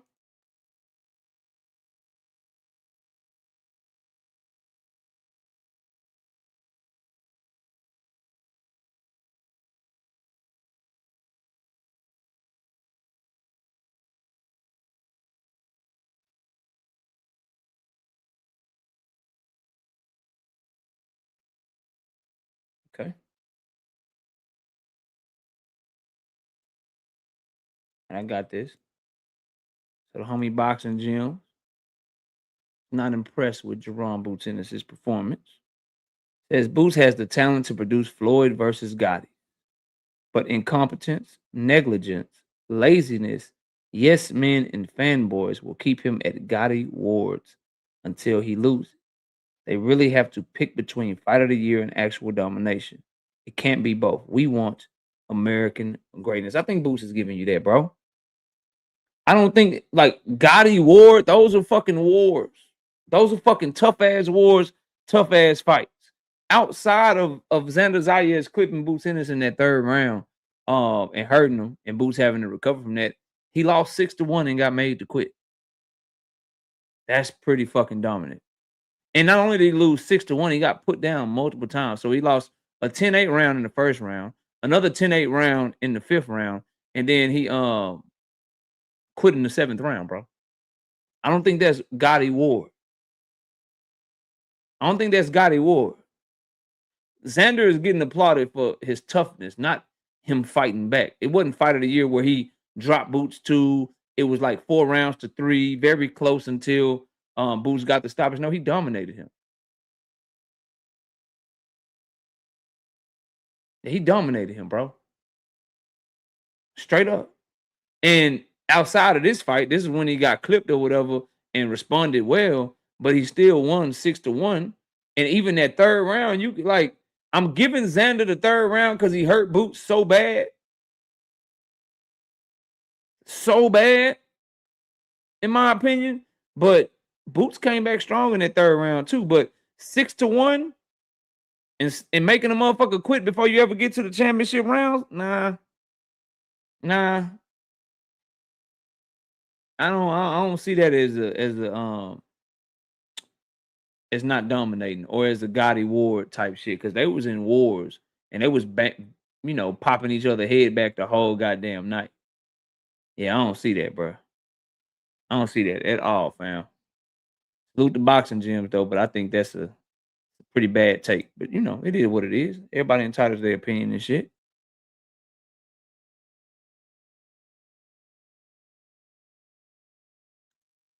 And as far as laziness and shit, I think he's talking about how he got lazy and fell asleep in the ring. He's not saying he's lazy and don't work hard. In my opinion, I could be interpreting that shit wrong, but I do disagree with that take vehemently, bro. I think this was a Terrence Crawford meme machine. And I know Boxing Gyms is high on Terrence Crawford. This was his Terrence Crawford meme machine type of performance. You know what I mean? And even Mean Machine had more success against Terrence Crawford than Xander Zayas had against Jerome Boots Ennis. Mean Machine had more success against Terrence Crawford than Xander Zayas had against Jerome Boots Ennis, bro. If we want to do comparisons and shit. Right? But I don't think this is a fight of the year candidate. This ain't no motherfucking fight of the year candidate, bro. How can this be fight of the year candidate when you lose 6-1 and you quit in the 7th round? Because you had a moment? You got dropped in the first round. Then got dropped around again in the fifth. After the fifth round, you were down 4 rounds to 1 and with 2 knockdowns against you. You got dominated, bro. And then in the 6th round, Boots took the round off to refill from whooping your ass in the 5th round. Then he proceeded to stop you in the 7th round. Fucked you all the way up. Yeah, nah. Nah, I don't agree with that one, big dog. Shout out to Phoenix with the 5-piece in the super chat. Says people are avoiding a decrease in marketability and being associated with a boring fight. No one's scared of a guy who punches hurt him more than others. Shout out to Kentucky Stud 2-piece. No biscuit in the super chat. Said absolutely nothing. Just showing love to the channel. I appreciate you, bro. Appreciate you. All right, so we got about an hour and a half left. This link is a special link.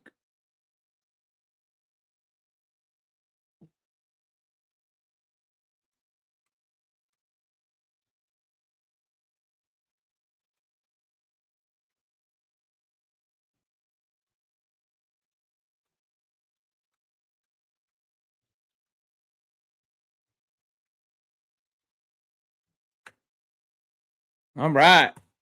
Special link. Special link time. That link only is for people who don't believe that Devin Haney is a duck. That link is for you. You may now hit it and express yourself. Make your case that Devin Haney did not duck Gervonta Davis, that he is not ducking Gervonta Davis by trying to fight Keyshawn fucking Davis. Specs, what up? Run the likes all the way up. That link is just for you. For those of you out here that believe Devin Haney is doing the right thing, you think it's okay for him to pull away and fight Keyshawn instead of Tank, that link is all yours. It's all yours right now.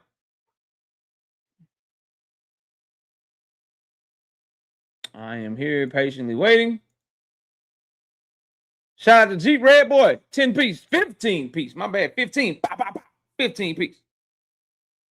No biscuit in the super chat. He said absolutely nothing.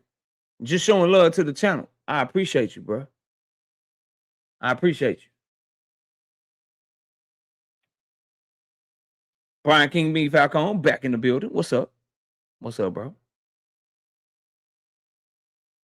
I have not seen Boxing Hacker in a month of Sundays. Okay.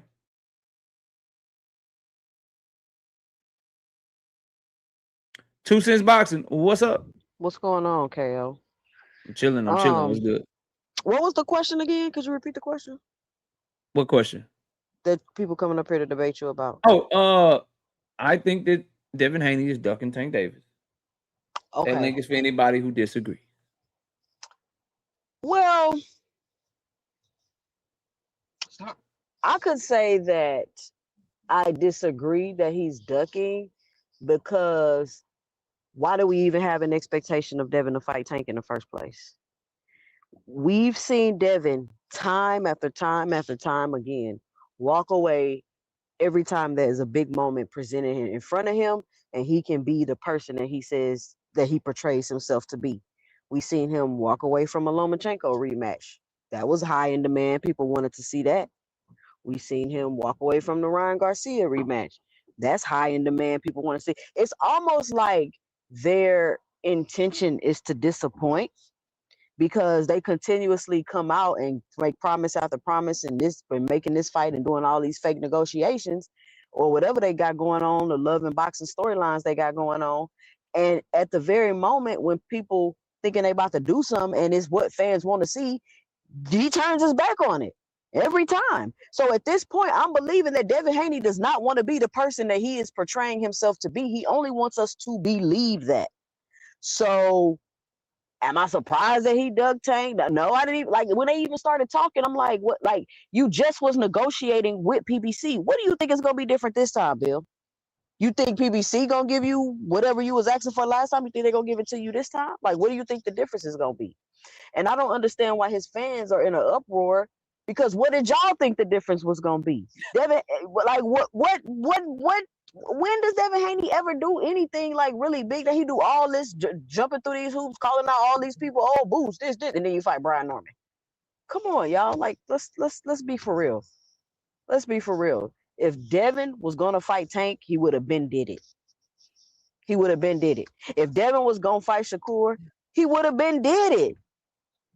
He would have been did it. So all this crying and all this and this and that. Listen, if people feel like Devin dug Tank, then that's cool. Because if the situation was the other way, y'all said people dug Devin for less because they name on the list and they ain't reached out. They ducking. So if people believe that he ducking. But I don't think they ever had any intentions on fighting Tank, period, throughout their whole career. And I've always said that. Damn. So that's my argument. But you just agree with me. You agree with me. I have no rebuttal. I'm saying he not ducking because why do we expect for him to do anything different? You feel me? Like, I wouldn't be like, oh, he ducking. Like, he doing exactly what I expected him to do. So just because you expect him to duck don't mean he didn't duck, though. And you just made the case that he ducked. So I don't know what you want me to do with that. There's nothing to talk about. Like, there's nothing to talk about. But I'll let you when you know. I just wanted to come up here and get my 2 cents.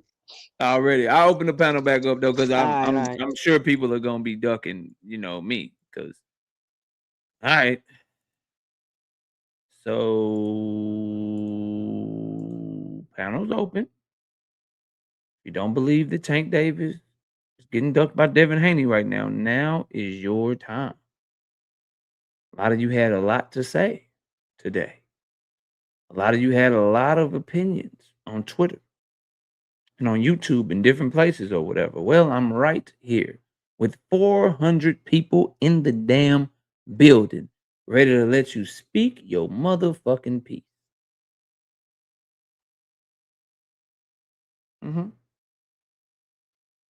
Yeah, we right here. Marcus said he'll be up in 5 minutes. Okay. I really think that Mando got him spooked. No, I have nothing. Look, I'll show you.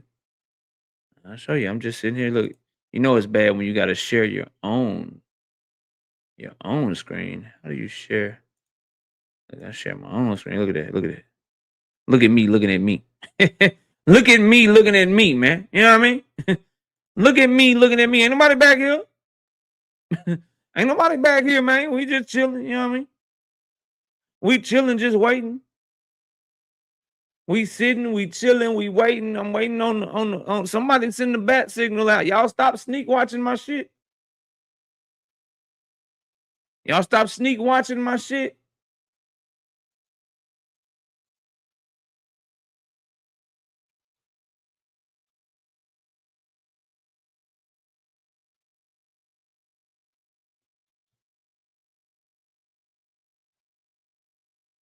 Yeah, Sunny Day, I'm reacting to my reaction to myself.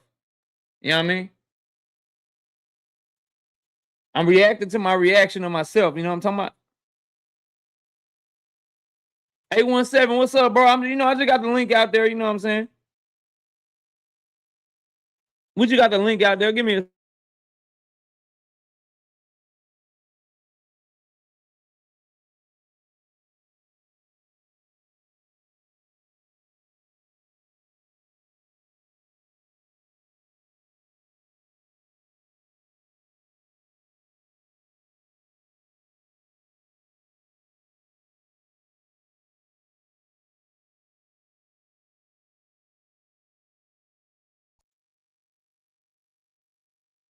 Hey, 177, I'm just fishing for a fight. $1 million says, Drawmont. Yeah, we call them Drawmont roast around these parts. Emmanuel Carter, 5-piece. No biscuit in the super chat. He said, absolutely nothing. Just showing love to the channel, man. What's good with you? The GOAT. Says you think Tank gonna fight Loma at 140? No, I don't think Loma will fight at 140, bro. And then Devin in the new year, and both fight announcements will get dropped like he did when he fought Ryan. No, I don't think so, bro. I don't think so. I don't think Tank's team is going to announce anything with Devin Haney. If Devin Haney's pulling away to fight Keyshawn Davis, they gotta wait to see if he beats Keyshawn or not. They gotta wait to see if he beat Keyshawn or not. You know what I mean? I do think that there's a chance Tank Davis could fight at 140, and I think that puts guys like Gary Antoine on the table. I think if Pitbull, gets that call, he may pull out of whatever he had going on. He may get on the you know what I'm saying, on the board and shit. I do think he's gonna fight at 140 though.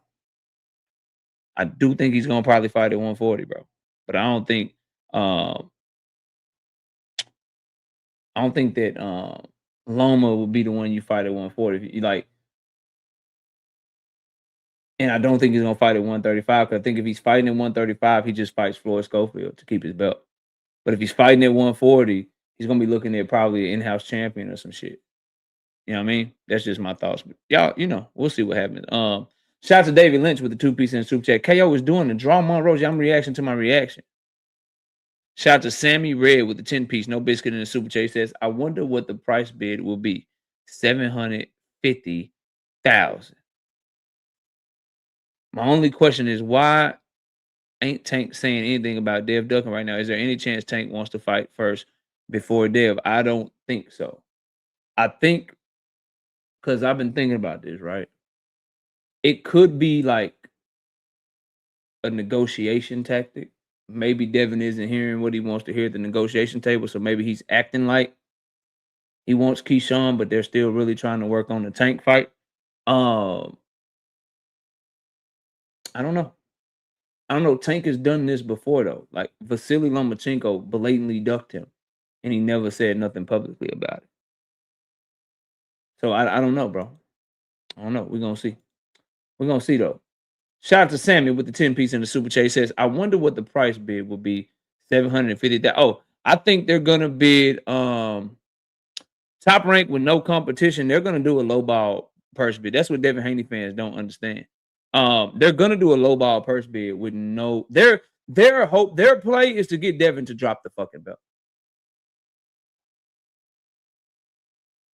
They're trying to get him to drop the fucking belt, bro. I'm just keeping it 100 with you. Shout out to Brashley with the 5-piece in the super chat. Devin was running from his Mando just for G Money to step in and run him back to that motherfucker. LOL. Hashtag face of boxing. D1, talk to me, bro. What up with you, bro? I definitely don't got no smoke over that, but I thought that was the link for the payment. Nah, right now it's smoke link, but I'm about 15 minutes from opening that motherfucker up. So you can just you can chill backstage and then I'll bring you up, when I open the panel up. You still there. But real shit, how do they have smoke for that? Like, how don't they just see it the way it is, bro? Shit's crazy. Man fandom's a bitch, bro. Trying to tell you. Trying to tell you, bro. But I'm gonna put you backstage and then I'll open the panel up a little bit later. But I might be having to go to an open panel, man. Sad day for y'all boys, man.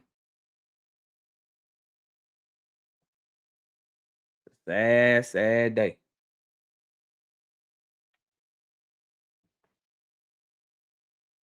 And here's the problem with Keyshawn Davis. I guess I'll continue to cook while I wait patiently for anybody that gets the kahunas, I guess, to come up here. And that's this, bro. Keyshawn Davis and Top Rank are running a play on Devin. That's what makes this an even bigger duck and makes this really stupid. Number one is this.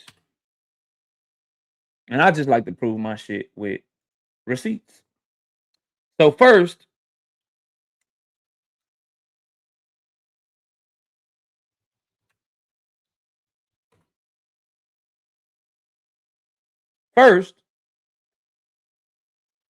we have Bill Haney and Devin Haney potentially going back. TD Thomas, what's up? Going back to work with a promoter that they said they would never work with. So this is the first thing. And I said, I don't have anybody on the table. Who's everybody? Hold on. We might have something. Shout out to Drink More Water with the 5-piece in the super chat. Top rank about to be at 1.4 million uncontested. A double Davis duck would be nasty, nasty work. Yeah, that would be crazy. Marcus, what's up? Marcus, are you there? Hey, can you hear me?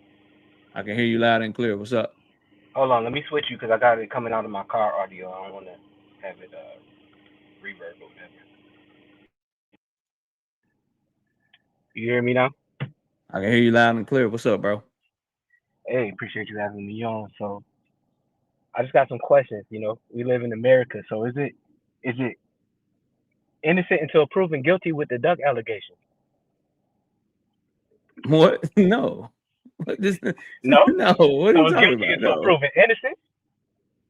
No, you guilty once the proof shows that you duck it. Oh well, we still having the trial right now. You know, you ain't the jury and the judge, are you? What are you talking about, bro? Make your point. What are you talking about? What are you saying to me right now? So I asked you earlier. I said, what was the date that Gervonta Tank Davis and Al Haymon offered Devin Haney for a fight date? Like, what day was the fight scheduled for? And you say you don't know, right? Yeah. So how can we logically prove 100% that Devin Haney was not only the next opponent for Tank Davis, but that the fight was scheduled for this year? Because Tank Davis and his team reached out to Devin Haney for a fight right now. They're not negotiating a fight 8 months down the line. It'd be number one. But let me ask you something. That notwithstanding, even if they do want to fight next year, let's go down your road. If I tell you, Marcus, I'm gonna give you a job, it's gonna be $300,000. I'm gonna pay you $300,000. You know I'm good for it. I got you locked in, but the job don't start till February. But there's another job that's offering you $50,000. But if you take that job and you mess up, you lose the job that I got offered for you. Are you gonna take that $50,000 job, or you gonna wait on the big time job that I got for you that you know is guaranteed? Well, the scenario you gave, it wouldn't make sense to take the $50K if there's, you know, obviously a contract in place. But yeah, if there's a risk that you could lose out on the other job, right? Absolutely. So if Devin Haney and Keyshawn Davis were to fight, if he loses that fight to Keyshawn Davis, there's no chance he gets the Tank Davis fight next, right? I don't know that. When has Tank Davis ever fought somebody coming off of a loss? I actually don't know that he has. He never has. You can go look at his box rate. So if I've never fought anybody coming off of a loss and you go lose to Keyshawn Davis, why would Tank Davis fight Devin Haney coming off of a loss? You will more than likely lose that fight. And you'd be risking the fight with Keyshawn Davis, where Keyshawn Davis is a far lesser star and you get way less money fighting him. Correct. Now that sound logic, KO. Like, I don't disagree with that. But there's precedent that Gervonta Davis actually doesn't care about that, because when it came to making the Ryan Garcia fight, he set up a 2-fight deal and fought Garcia and Garcia back to back. But both Hector Garcia and Ryan Garcia were coming off of really good wins. That's true. And Devin Haney, they were undefeated. They were undefeated fighters. Yeah. And so is Devin Haney. But Devin Haney is risking. Devin Haney has the lottery ticket right now with the winning number on it. And he's choosing instead to go somewhere else. My point is, when somebody like Tank Davis or Canelo Alvarez or Floyd Mayweather in his day, when they come a calling, you stop what you're doing. Because that's the fight. That's the life-changing fight. We've seen niggas get draws. We've seen niggas get knocked out. We've seen them get bigger from getting knocked out or getting a draw with Tank. If you're able to beat Gervonta Davis, you the man now. Plus, you get the biggest bag that you would get with anybody else. The facts are he's fighting a less accomplished. If he does this move, he would be fighting a less accomplished fighter that's going to give him less money in a fight that's not going to be as big against an opponent that people want to see less than the opponent that he left on the tape. That's a duck, bro. That's a duck. Again, For all that anybody makes else, sense. we Oh, my calling bad. it Go a ahead. duck. That's a duck, bro. Can you hear me? I'm listening to you. Yeah.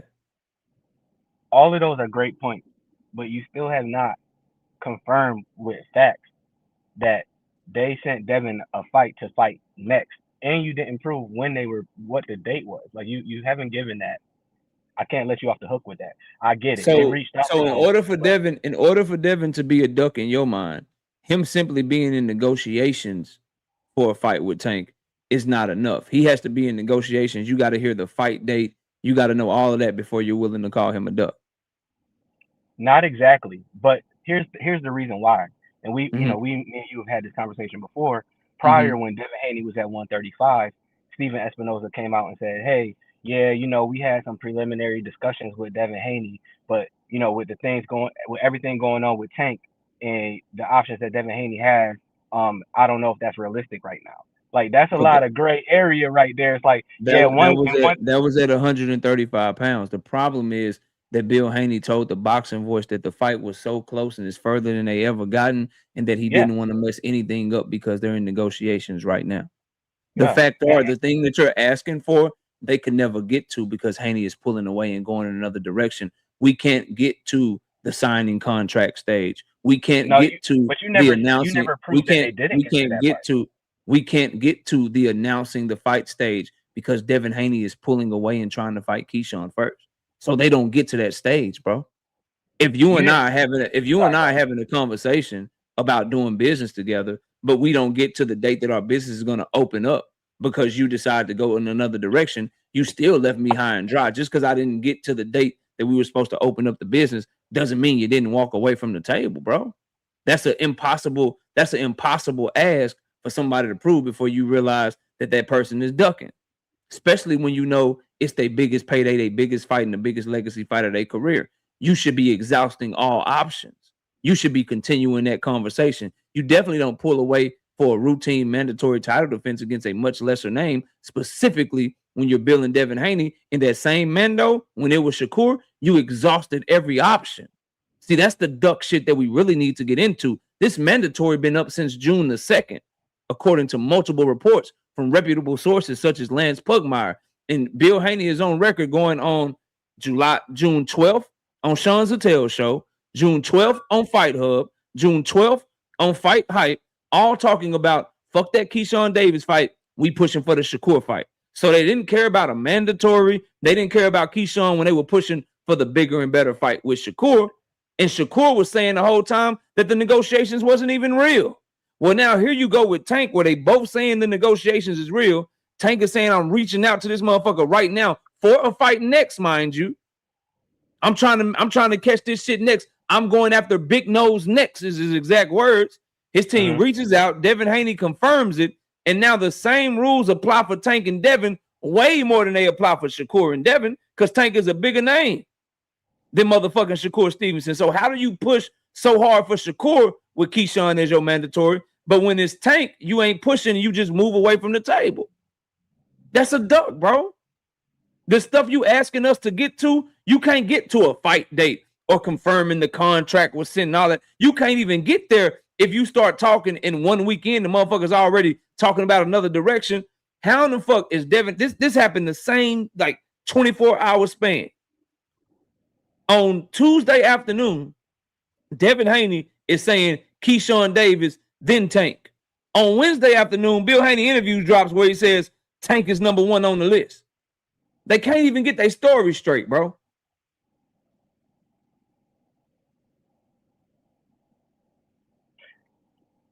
Okay, but I digress. Cool. I'd like to hear your response to some of that.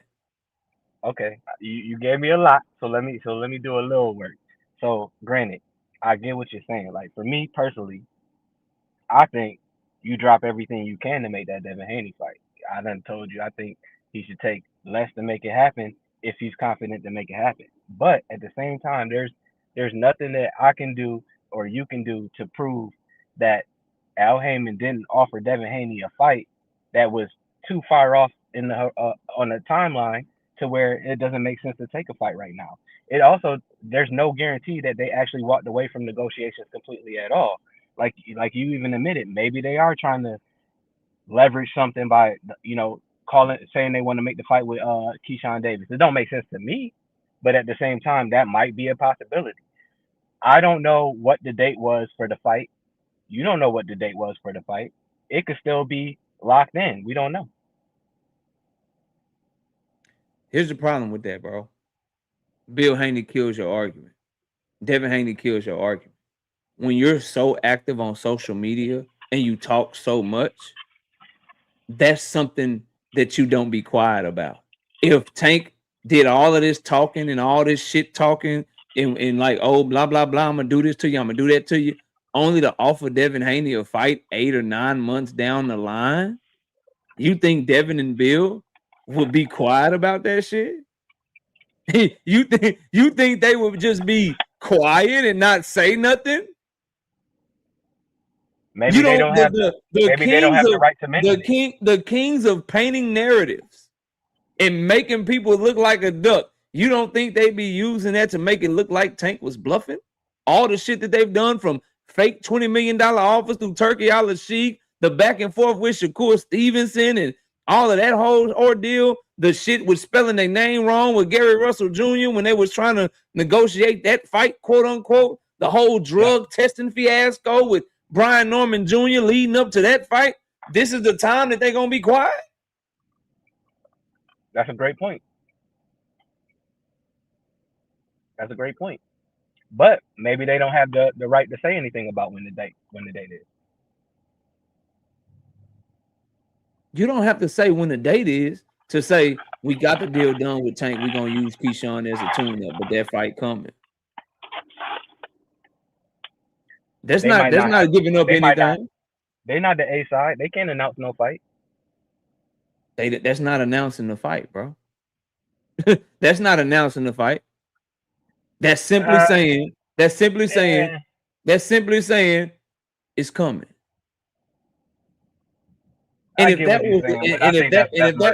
was the case, Tank would be announcing it. Hey, this fight's done, just like he did with Hector and Ryan, but he hasn't done that. Yeah. Hey, so I'm curious to see what Tank Davis got to say about it. I mean, he the A side, he got all the leverage, and what he say goes. Allegedly. If he had all the leverage, see, this is another mistake that people make, Marcus, and I got somebody behind you, but this is another mistake that people make. If he has all the leverage and all of this, people wouldn't be saying no. Like, if he has all this leverage, tell Devin that, because he tried, him and his daddy asking for 50-50, saying what they will and won't do. Even that in and of itself is a whole nother conversation we can have about even that being a price out and being a form of a duck. Yeah. So tell Devin that he has all the leverage. Tell Lomachenko that he has all the leverage. Because what seems to happen whenever Tank Davis is involved with people that look like him, guys like Shakur and Devin, they have no problem doing whatever the fuck Turkey tells them to do, or whatever Top Rank tells them to do, or whatever it's going to take to make sure that they get certain opportunities with other guys. But when it's Tank Davis, that's when they get this bravado where they want to see eye to eye at the negotiation table. That's a form of ducking. How do you get on your knees and do whatever the fuck George Kambosos tells you to do, and then turn around with Tank Davis and now you got rights and shit? Now you want to fight for your rights at the negotiation table. It's very, very ducky. It's very, very ducky behavior. But I got somebody behind you, bro. Let me see what they talking about, man. All right. Appreciate Salute to Marcus, man. Yeah, appreciate you pulling up. 2 cents, what's up? All right, I got one for you. For you. Okay. You don't think, think about it. They clearly been building this Keyshawn Devin fight for a while, right? He all with Debo, all in there with the movie, all of that, right? You don't think that Devin fighting Keyshawn, because Devin been on the undercards and all of that, with all that. You don't think that him fighting Keyshawn first, because they've been building that fight, people think Devin can't beat him and all of that other stuff. You don't think him fighting Keyshawn first and then fighting Tank would make the fight more higher in demand and make it? No, it won't get. Whatever it's gonna do is gonna do. Tank and Devin been building for almost a decade. Since Devin. Do you think Keyshawn and Devin will be a main event? It'll be a main event. I think Top Rank will main event it on DAZN or some shit. But So they gonna want boom, that. Devin got a main event first, then he gonna go fight Tank. He But ain't the been a main Tank event. and Devin fight ain't gonna get no bigger. As big as it's gonna get. Ain't nothing neither one of them can do can make that fight. That fight, everybody want that fight. It's gonna do what it's gonna do. All you doing by fighting Keyshawn is risk fucking up the fight. So all you doing, in my opinion, is you risking fucking up the fight and us not getting to see the fight. But you But don't I see got how one of that could y'all. kind of make sense though, right? Say what? You do see how that could kind of make sense though, right? No, it don't make no sense. If you have Tank Davis on the table or anybody of his caliber on the table, you stop what the fuck you doing to make that shit happen. You don't entertain nothing else.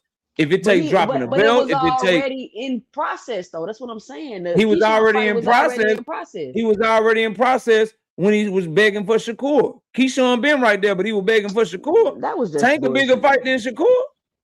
I mean, that was just all. Come on, that wasn't even. That was all smoke screens. I think they've been planning to fight Keyshawn. He been gonna fight Keyshawn, and obviously Shakur nor Tank is changing. So they've been planning to go deal with a promoter they said they never work with again.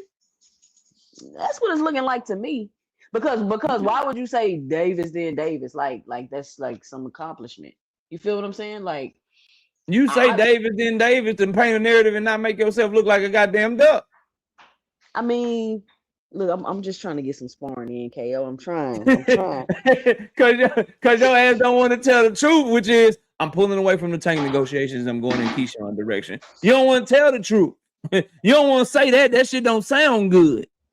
Like I'm choosing Keyshawn over Tank, nigga. Like that don't sound good to people. But if you say, "Ooh, Davis versus I Davis," already chose Keyshawn though. It's like Tank just came out of nowhere. So it's Tank when he come by. Keyshawn, You stop what the fuck you doing. You try to stop what you were doing for Shakur, but you can't stop what you're doing for Tank. Bill Haney said he number one on the list. How he number one on the list, but somebody above him? Is there like a zero? Is there a negative one?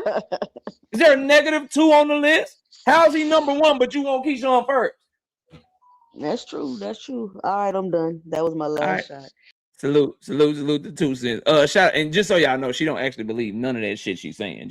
She just debating on Devin's behalf better than y'all niggas, which is crazy. I'm gonna go to 817, then I'm gonna come to you, Hacker, because 817 is not gonna talk my ear off, bro. He's not gonna talk my ear off, and he's not gonna be up here that damn long. And then I'll come to you. Let me catch these super chats, 817, then you got the flow. What's up? Shout out to Context and Perspective with the 5-piece. How long should Devin stay out the ring to wait for Tank? See, this is a narrative, bro. No one's asking him to stay out the ring long and wait for nobody, bro. That's not what they're saying. That's not what the perspective is. They were trying to make that fight right now, bro. Right the fuck now. This idea that he's waiting on Tank, bro. Where are we hearing that? All of the reputable reports from Lance Pugmire of the boxing scene, from Ring Magazine, they all reported that PBC is looking to bring Tank Davis back this fall.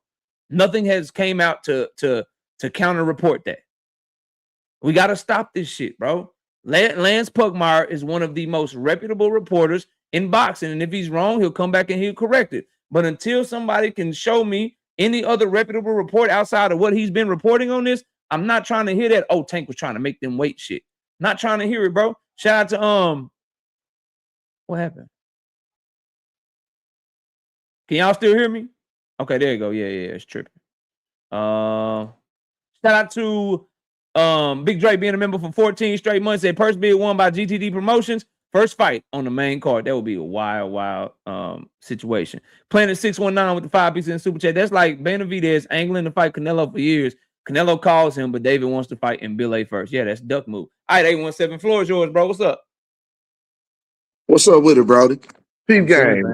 Peep game. Say, this ain't really the spar with your KO. This really let you know what I know and what I think. All right. No, so sure. Listen. If we just shoot back to the Brian Norman fight, you know what I'm saying? They tried to make like they had a list and they chose Brian Norman. You feel me? Yeah. But ain't no challenger choosing no motherfucking champion. I don't give a fuck on what level it is. Just common sense, y'all. Challengers don't choose champions. At the time, he was a motherfucking challenger coming off a loss. You feel what I'm saying?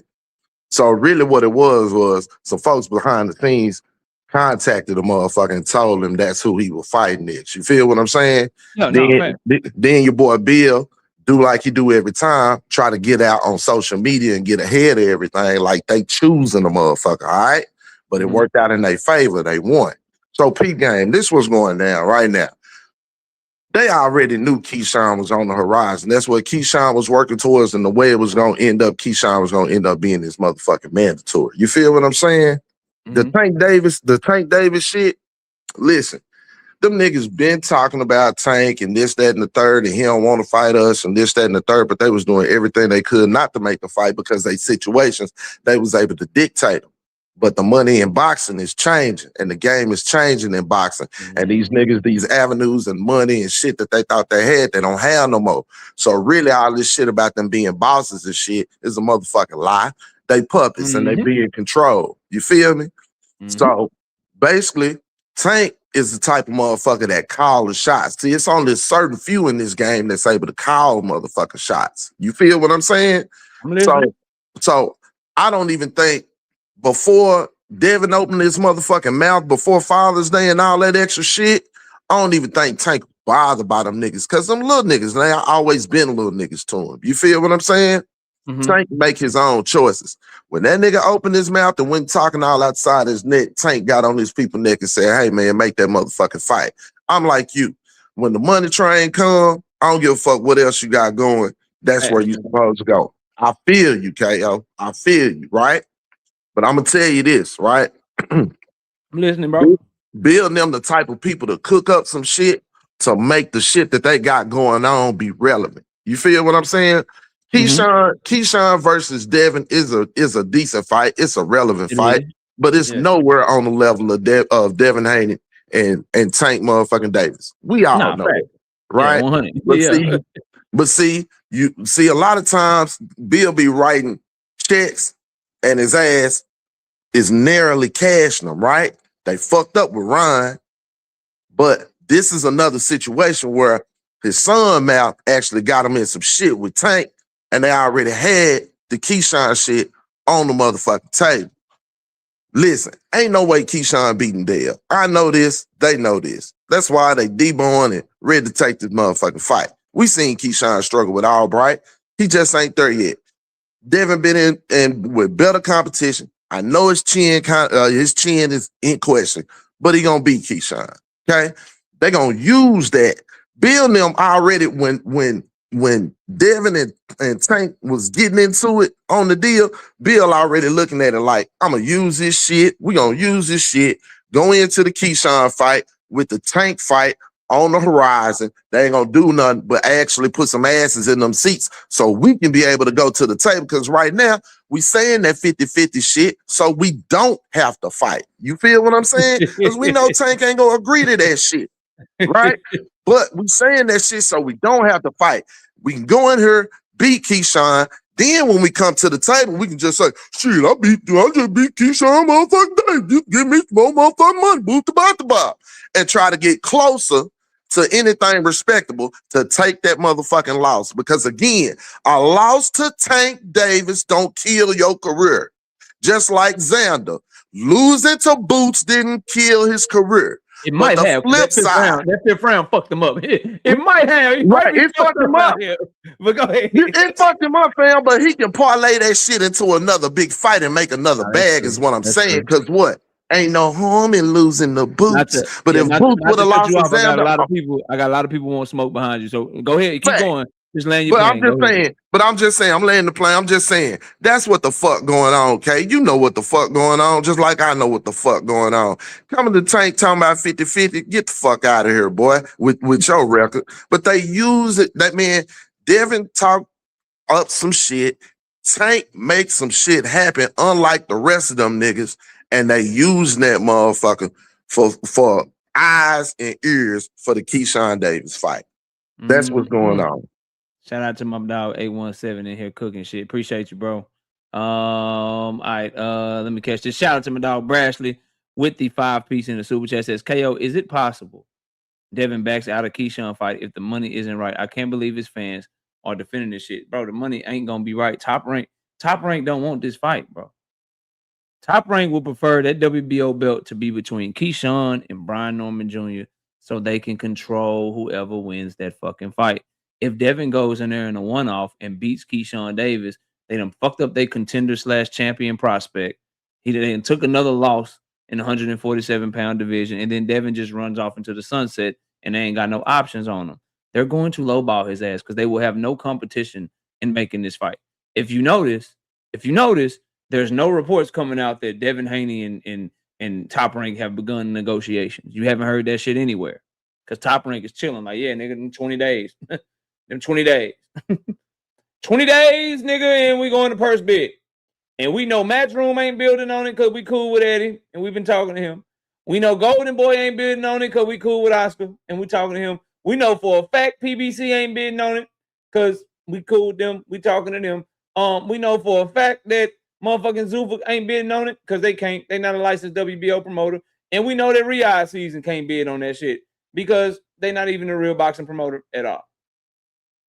So, nigga, we the only game in town. Unless you think Triller is about to come in and bid on this shit. Unless you believe BLK Prime is going to go back in business and bid on this shit. We are sitting here pretty and we are chilling. All right, this is going to be the last one. Then I'm opening up the panel. What's up? What's up, KO? What's up? What's up? Yeah, good to see you, man. It's been a minute. It's been a minute, brother. Yes. What you been doing, man? You all right? No, I've been good, man. Just been working out a lot, you know. Okay, all right. You been good, man? I'm chilling. Also, I'm blocked in your panel, man. You blocked me in your channel, so I can't even talk on there. Blocked on my panel? Your channel. Oh, somebody blocked you because you don't have a wrench no more. Okay, I'll go in and fix it. But what's up? Appreciate you. So let's start by this, right? Keyshawn Davis is a mandatory. Tank Davis would be a voluntary, right? Nowhere in history will we say somebody meeting a mandatory obligation versus taking a voluntary will be a duck. Keyshawn Davis is what Devin's supposed to do. Tank Davis is what Devin probably wants to do, right? Now you can also make the argument, well, he was going to do it with Shakur, right? But remember one thing, Shakur also had like a flat fee. We don't know, according to Bill Haney, it was a good amount of money, which they might be able to want to drop the title. Mm-hmm. So with Tank Davis, it's probably going to be a PBC where it's a percentage deal.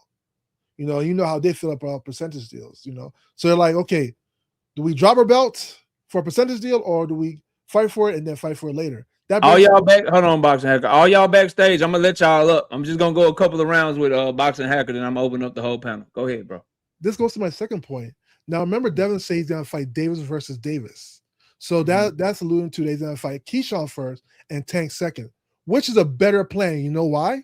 Because if Devin was to fight Tank today, he beats Tank. First, they're gonna say you beat a Tank coming off his worst performance. He had Lamont Roach. He had 1 year layoff. He was in court. They'll use all the and they'll say you didn't even meet your obligations and you dropped the belt to fight somebody else smaller. So this also gives Tank a chance to fight somebody else as well, look good versus like coming off the Lamont Roach draw and be in 1 year layoff, and they can still have the second fight. So if Devin's plan works out the way he wants to work out, it's a better deal than having a fight right now where there's going to be a lot of excuses thrown at Devin if he wins. So here's the problem. I thought you were done. Please let me know when you're done. If Tank wins, they're going to be like, wow, he did something great coming off a 1 year layoff. But if Devin wins, they're going to be like, well, you beat somebody coming off a 1 year layoff, just like they did Terrence Crawford and Earl Spence when they were like, oh, Earl Spence was like injured or whatever. So you have these two things right there, So you have the first thing where it's like he has. I heard everything you said, bro. You don't have to remake your points and repeat yourself. So here's what I say to you, dog. So on the part about the whole plan, both of them get a fight in, he's not gonna get any credit, all of that bullshit. You could fucking lose and fuck the fight up. We are fans. If we have an opportunity to get that motherfucking fight right now, we push for it, we call for it. We saw the Devin Haney Ryan Garcia fucking rematch get fucking ruined because one of them fucking lost. We saw the Jamal Charlo Caleb Plant fight get fucking ruined because one of them lost. If we have an opportunity to get this fight right now, fuck their plans. For people that will make excuses for either loser, fuck them. Because it's going to be for every one person that's not going to want to give credit, there are going to be plenty of people that are going to give credit. That is a lame-ass fucking excuse, bro. Oh, he's worried about the credit. Oh, he's worried about people are going to say, because they're going to say this, they're going to say that, they're going to say that. People are going to have haters no matter what the fuck they do. Specifically Tank Davis, and then Devin Haney's going to have some people hating too. Who gives a fuck? I don't, because I know I'm going to give credit to whoever wins the fight. So that's a lame ass excuse as a reason to why he should fight Keyshawn Davis over motherfucking Gervonta Tank Davis. It's the bigger fight. It's the better fight. It's the fight that can get him the most money. It will get him the most recognition and put him in a far better position. And what if, again, one of them lose and it fucks up the whole fight and the whole motherfucking plan? If you have an opportunity to fight him, you should fight him right now. As far as your point about Keyshawn Davis being Devin Haney's mandatory, I don't really have much to say. I don't have anything to say. I'll just let Devin Haney do the talking for me. Area came out and supported me, so thank you to everybody that came out. I can hear that. So I want to talk with my dad and see what's next. But I want to do a fight at 147. But it's a lot of big fights at 140. But I'm into making the biggest, best fights happen in the sport of boxing. That's where I'm at in it. That's where I'm at in it right now. I became undisputed at 140. 135, and I made history, and I'm in history forever. But now, I want to make the biggest fights happen for, the most money, to be honest. So miss me with that shit, bro. Miss me with the whole shit, because he said he want to make the biggest and best fights happen when it comes to his career. He said he had the belt, he was undisputed, he was all of that shit, and now he's in making the biggest fights for the biggest amount of money possible, and that is Gervonta Tank Davis. That is the reason why he decided that he wanted to fight Shakur over Keyshawn. This mandatory shit came down on June the 2nd, and Bill Haney, multiple occasions after that, was pushing for Shakur over Keyshawn. Shakur over Keyshawn because it's bigger and it's a better fight. Well, he should be pushing for Tank over Keyshawn. Tank over Keyshawn because it is a bigger and a better fight, bro. It's just that simple. I'm gonna open up the panel because I'm running low on time, so I gotta open up. It's gonna be real. Skipping. Go ahead, I'm listening. Here's the one problem with skipping. You're suggesting that Tank Davis is ready to fight now, right? I remember we've been talking about this for a while, and a lot of people. Oh man, here we go. Hold on one second, be more Billy. A lot of people alluded to that. You just suggested that he's ready to fight now too. When you said he can get a fight in and Devin's gonna get a fight in, you just said the same shit, bro. Yeah. Now you're trying to change it up. You just throwing a bunch of different shit at the wall, hoping that it sticks, bro. But I'm gonna let you finish. Go ahead, fam. Let me just put this in mind for you. Remember one thing: we've been saying that Tank Davis is probably not gonna fight until his coach is over. We've been saying that. Another thing, remember now Tank Davis is also champion in recess. Why is he champion in recess? Because he, for whatever reason, he couldn't fight Kid Austin. Kid Austin's got to fight for his belt, his next fight. We got with or without Tank. So right now we're making some weird assumption that Tank's ready to fight now. Meanwhile, we've been saying for almost a year that Tank is not ready to fight until after his court case. So keep this in mind. So, and it makes sense what Devin is saying because, like I said, Devin said he's going to fight for Davis and the Davis next. So he's going to fight Keyshawn next, which means that he's not going to get past Keyshawn. How are y'all fucking capping for this shit right now? We've been building this shit for years. I'm open up to all y'all, but hold on. I don't even care about how he gets, if he gets past Keyshawn or this or that. What I want to say is this, bro. Premier Boxing Champions is the best team in boxing, one of, if not. And they're not negotiating fights for their biggest star fighter if they don't feel like he's going to come to the table. Lance Pugmire is one of the most accurate and best reporters in boxing. He's not reporting that PBC is looking to bring Tank back in the fall if they're not looking to bring Tank back in the fall. Tank is not on Twitter going crazy, doing what the fuck he always do if he don't have a fight coming up. He always does this shit. He's not showing pictures and shit of himself running and training if he's not getting ready to start back in motherfucking camp. You don't have Jose Benavidez Sr. posting shit on his fucking Instagram when he has David Benavidez. He's not wasting his time working with a fighter for 3 weeks that's not going to be fighting until 8 or 9 months down the motherfucking road. Y'all just not paying attention, bro. Yeah, he can't defend his title. I agree with KO on that. Y'all are not paying attention to what the fuck is going on. He didn't want to fight Floyd Schofield, bro. Clearly. And how can we knock him if he doesn't want to fight Floyd Schofield, but goes directly into negotiations with motherfucking Devin Haney. That's what y'all praise Devin Haney for. Sure. Y'all praise Devin Haney for saying fuck Keyshawn and going after the better fight in Shakur. But Tank Davis doesn't, and somehow it's a bad thing, bro. But Devin is also saying that. Devin is also saying that Tank is next. When does Lamont Roach Like, why fight? are we ignoring the Tank's fact not that next, though. Lamont Roach fights August 1st. Whoever asked that question, go ahead. Davis and Davis. He's planning to fight Tank after Keyshawn. Why would you do that? If you have Tank Davis on the table right now, why the fuck would you go to Keyshawn first to a promoter? And this is the other thing. This is the other thing. This is how bad this shit look. Because maybe you forgot this, but you were here. You were here when this happened. Maybe you forgot this. We all get called to fight. Other than Theo. Yeah, you see who everybody is calling. You name the people. I can't keep up with all of them. The only two I see right now is Tiafimo and Richardson Hitchens. Okay, so I don't count Jaleel Atkins. Wait a minute. Coming off the loss. I ain't worried about Jaleel. I'm talking about champions at 140. Okay, I see Theo. I see Richardson. Okay, so wait a minute. So make the fight happen with Theo and Richardson. Why Theo and Richardson? Why not Devin and one of them? Wait a minute. Did you say that the Richardson called him out for the King of New York, right? He called Theo out, yeah? Yeah, so why he ain't taking him? So they got to fight each other to get to Devin? No, I'm saying this. Listen, we're not fighting on no top rank. We're not fighting on top rank. Why not? Because I just said we're not fighting. Because I'm the 2023 manager of the year and I'm not doing it. Why wouldn't you fight on top rank? Ain't that the perks of being independent and being free agent so you can go everywhere? No.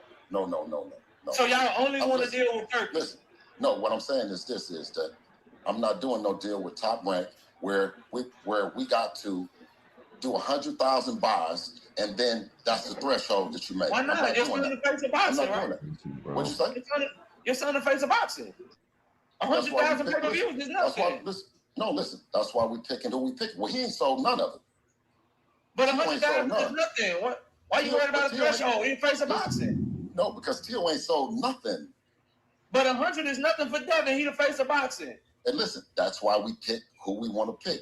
And I'm not fucking with top rank, and I'm not fucking with Theo on top rank. So now they fighting on top rank? We don't know if they're fighting on top rank one. It's different. Oh man, there's only one place they can fucking fight, dipshit. You guys run around these apps, bro, with shit for brains and comprehension levels of fucking toddlers when it comes to your favorites. Be honest. Be fans of boxing and not boxers. You guys are fucking making this sport hard to follow. Nobody has common sense. Yeah. D1, go ahead and finish up, then I'm going to get Dean in here, bro. Go ahead, Go ahead, Dean. We listening, bro. If he don't fight Gervonta Davis, he's not fighting Gervonta Davis. He's lying. He don't dictate that. And then for Boxing Hacker to sit up there and say, well, he said he fighting Davis after, then that means Gervonta Davis is not ducking him. Then y'all will have to run back all of the shit that you said for years that Tank wouldn't even fight them in. So there has to be one. I'm saying he's not going to never fight him at all. Now, Boxing Hacker of all people, y'all, watch this. I'm a bad motherfucker. Boxing Hacker of all people defending Tank is actually fighting Devin, y'all. Look what polarity. Look where we at now in 2026. Now, Boxing Hacker is the one telling the public. Yeah, he gained courage, man. Hey, hold on. No, Dean. No, KO. He's actually fighting Tank. So that means that you was wrong that Tank would never fight him, right? That means you was wrong this whole time that Tank is scared of Devin. And he ducking him, right? See, ain't nobody come at you with this angle. I would love to hear the answer to this question. There gotta be one Boxing Hacker. I'm saying he's not gonna fight him. So you gonna stick on? Well, he just ducking Devin. But you just told KO he's definitely fighting him. That's why he gonna take the Keyshawn fight. So which one is it, Boxing Hacker? Do you want me to answer that question? Mm-hmm. I can answer that question if you want me. He was ducking him before, but it looks like he's not ducking him now. Easy answer.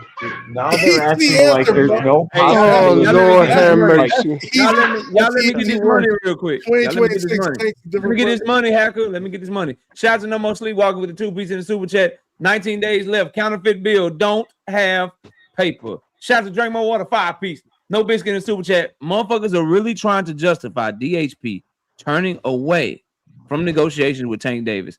If this was the other way around, Tank would never get this grace. All facts. So we clear. No more. Now the lead Haney Ho is I got a acting couple like there's more. no possibility more. that Tank would fight Devin. I got a couple more.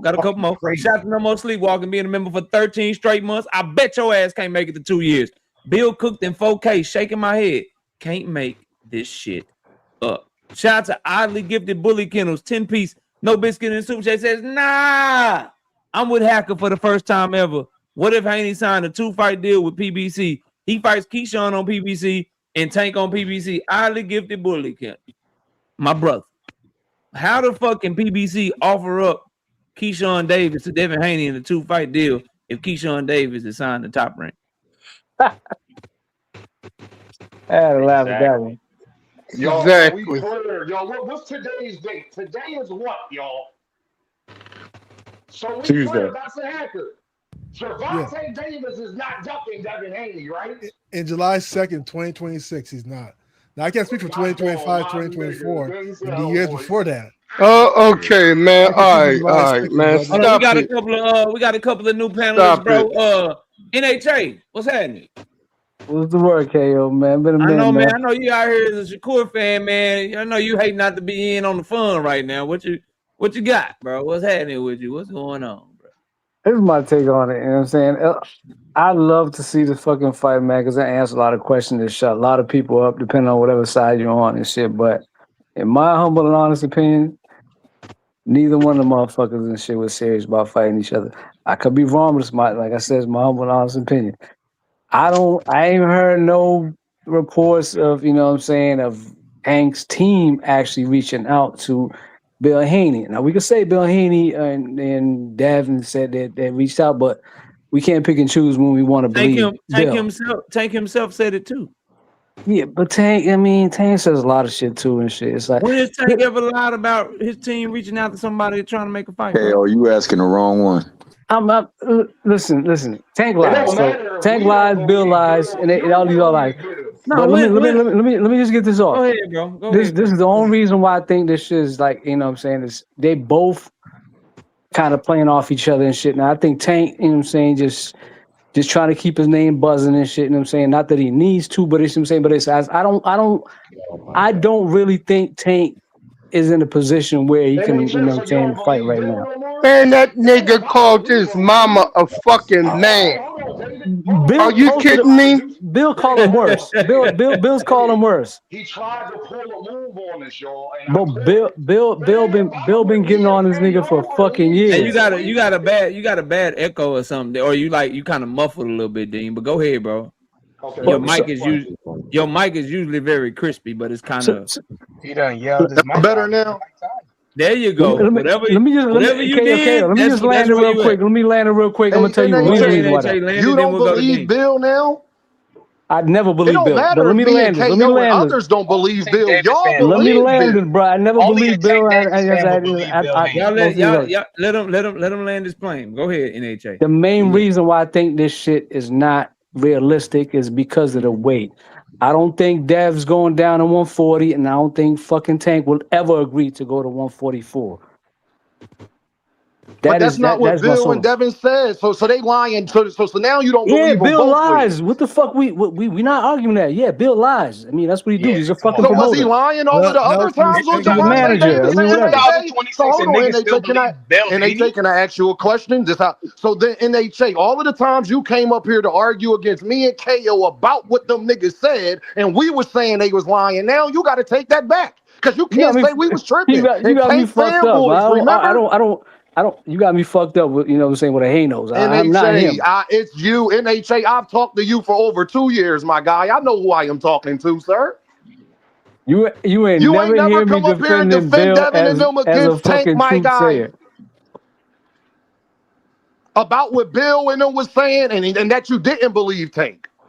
I mean, you gotta be specific, man. Now at this point, now I gotta be specific. Like, you telling me say no more. I love you to death, NHA. Now I gotta be. You know his Shane knows over there, I can't think of one time I said. We got my brother up here, man. Let me holler at Thomas, man. Thomas, what's up, bro? Hey, man, I'm gonna be short and sweet, man. Hey, my name is Thomas Hill, and I approve of the messages that KO and 817 said back to back. That shit says everything about what's going on here. And you know, the bottom line is you never bypass the bigger bag for something that's not really certain and guaranteed. You go into Tank, you know you're getting paid. You know it so much, you said, I would take the Ryan Garcia deal that you gave him. You said at 35, when you was spent, I would stay there for the right fight. Well, nigga, who is that?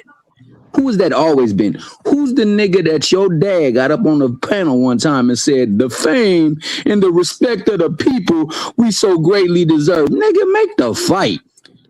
Stop playing around. They don't want to fight, bro. It's clear now. All right, let me go to my bro, Be More. Let me go to Be More Bully real quick. Let him get in here, y'all. He ain't said nothing, bro. Man, I'm gonna go ahead and I'm gonna put it like this, plain and simple. Bill lie, Then I got Devin lie, then I got Vernell, then I got Maniac. Bill lie, Devin lie, Shakur lie. Tank lie. But Tank was telling the truth when he said, I want Big Nose next. The first thing you heard was, pick up the phone. I was calling. What you hear Devin say, oh, I think we might be getting ready to fight. And since that time, these little motherfuckers been wiggling like a fucking worm, trying to get off the hook of this fight. So now they figure, oh, I'm going to go ahead and I'm going to fight my mandatory. Not knowing that they're backing up into a bigger trap because now they're getting ready to fall into a money pit. Devin Haney said out of his mouth, KO played it, I'm looking for big fights, the biggest fights. Tank called, Al called. Y'all picked up the phone. Now y'all trying to figure out a way to get up out of it. I don't know if this was one of y'all employees like y'all always do, like y'all did with Rowley. We want to fight? Yeah. It looks good to us. It looked good to my team. And now all of a sudden you decide, the fight wasn't right for us. And you backed out of that one. Call that one a duck. Call Bill Haney shaking hands with Keyshawn beginning of the year saying, hey, yeah, you do what you got to do and we got us a deal. He go in there and knock that boy ass out 11th round in outstanding fashion. And then the next thing you know, Bill act like he never said what he said to Keyshawn when it's on videotape, live and direct. Along with him jumping poor little Tiger Johnson, but that's not here nor there. Here we go again.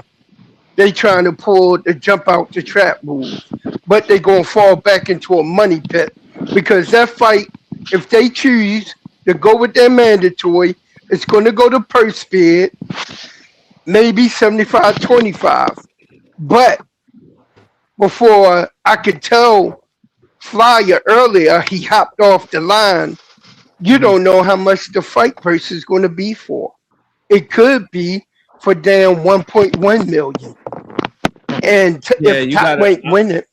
Not to interrupt you, but real quick, bro. That's what I'm trying to get Devin Haney fans to see, bro. Is that Top Rank has no incentive to do anything to help Devin Haney out getting the type of money that he wants. They've already showed what they will do when there's no competition. They bid $2.4 million on the Sandor Martin fight after Devin Haney was coming off of the main event with fucking Ryan Garcia. Are we sure? Now they'll be bidding on the fucking fight. If this fight goes to purse bid, with Devin Haney coming off of 2 years of being on undercards, what type of purse bid do y'all think that it's gonna get? That 75-25 shit sound good till the motherfucker only bid $2 million on the fight. Mm-hmm. That shit sound good until something like that happens. Then what? Shit's crazy. The obvious choice is right in front of his ass. And y'all need to push him to it and stop making excuses for that motherfucker. Straight up. True that. Because top rank is not doing him no favor. Bob ain't trying to spend no money on that nigga, man. Bob is notoriously about his money, his bread, and making sure he keep that network budget tight to the motherfucking vest. He looking at Devin Haney as somebody that could potentially beat Keyshawn Davis and then just go take the WBO belt. Nah, they finna play games with this nigga, which is why we are 48 hours removed from this motherfucking fight order, and you ain't heard shit about Devin Haney and Keyshawn Davis being in negotiations. Top Rank waiting on the purse bid. They not finna deal with what you want. You don't want to meet the threshold. You said you didn't want to do business with us and shit. You don't want to do this, that, and the third. Nigga, we gonna take it as a purse bid. You gonna get what the fuck we give you.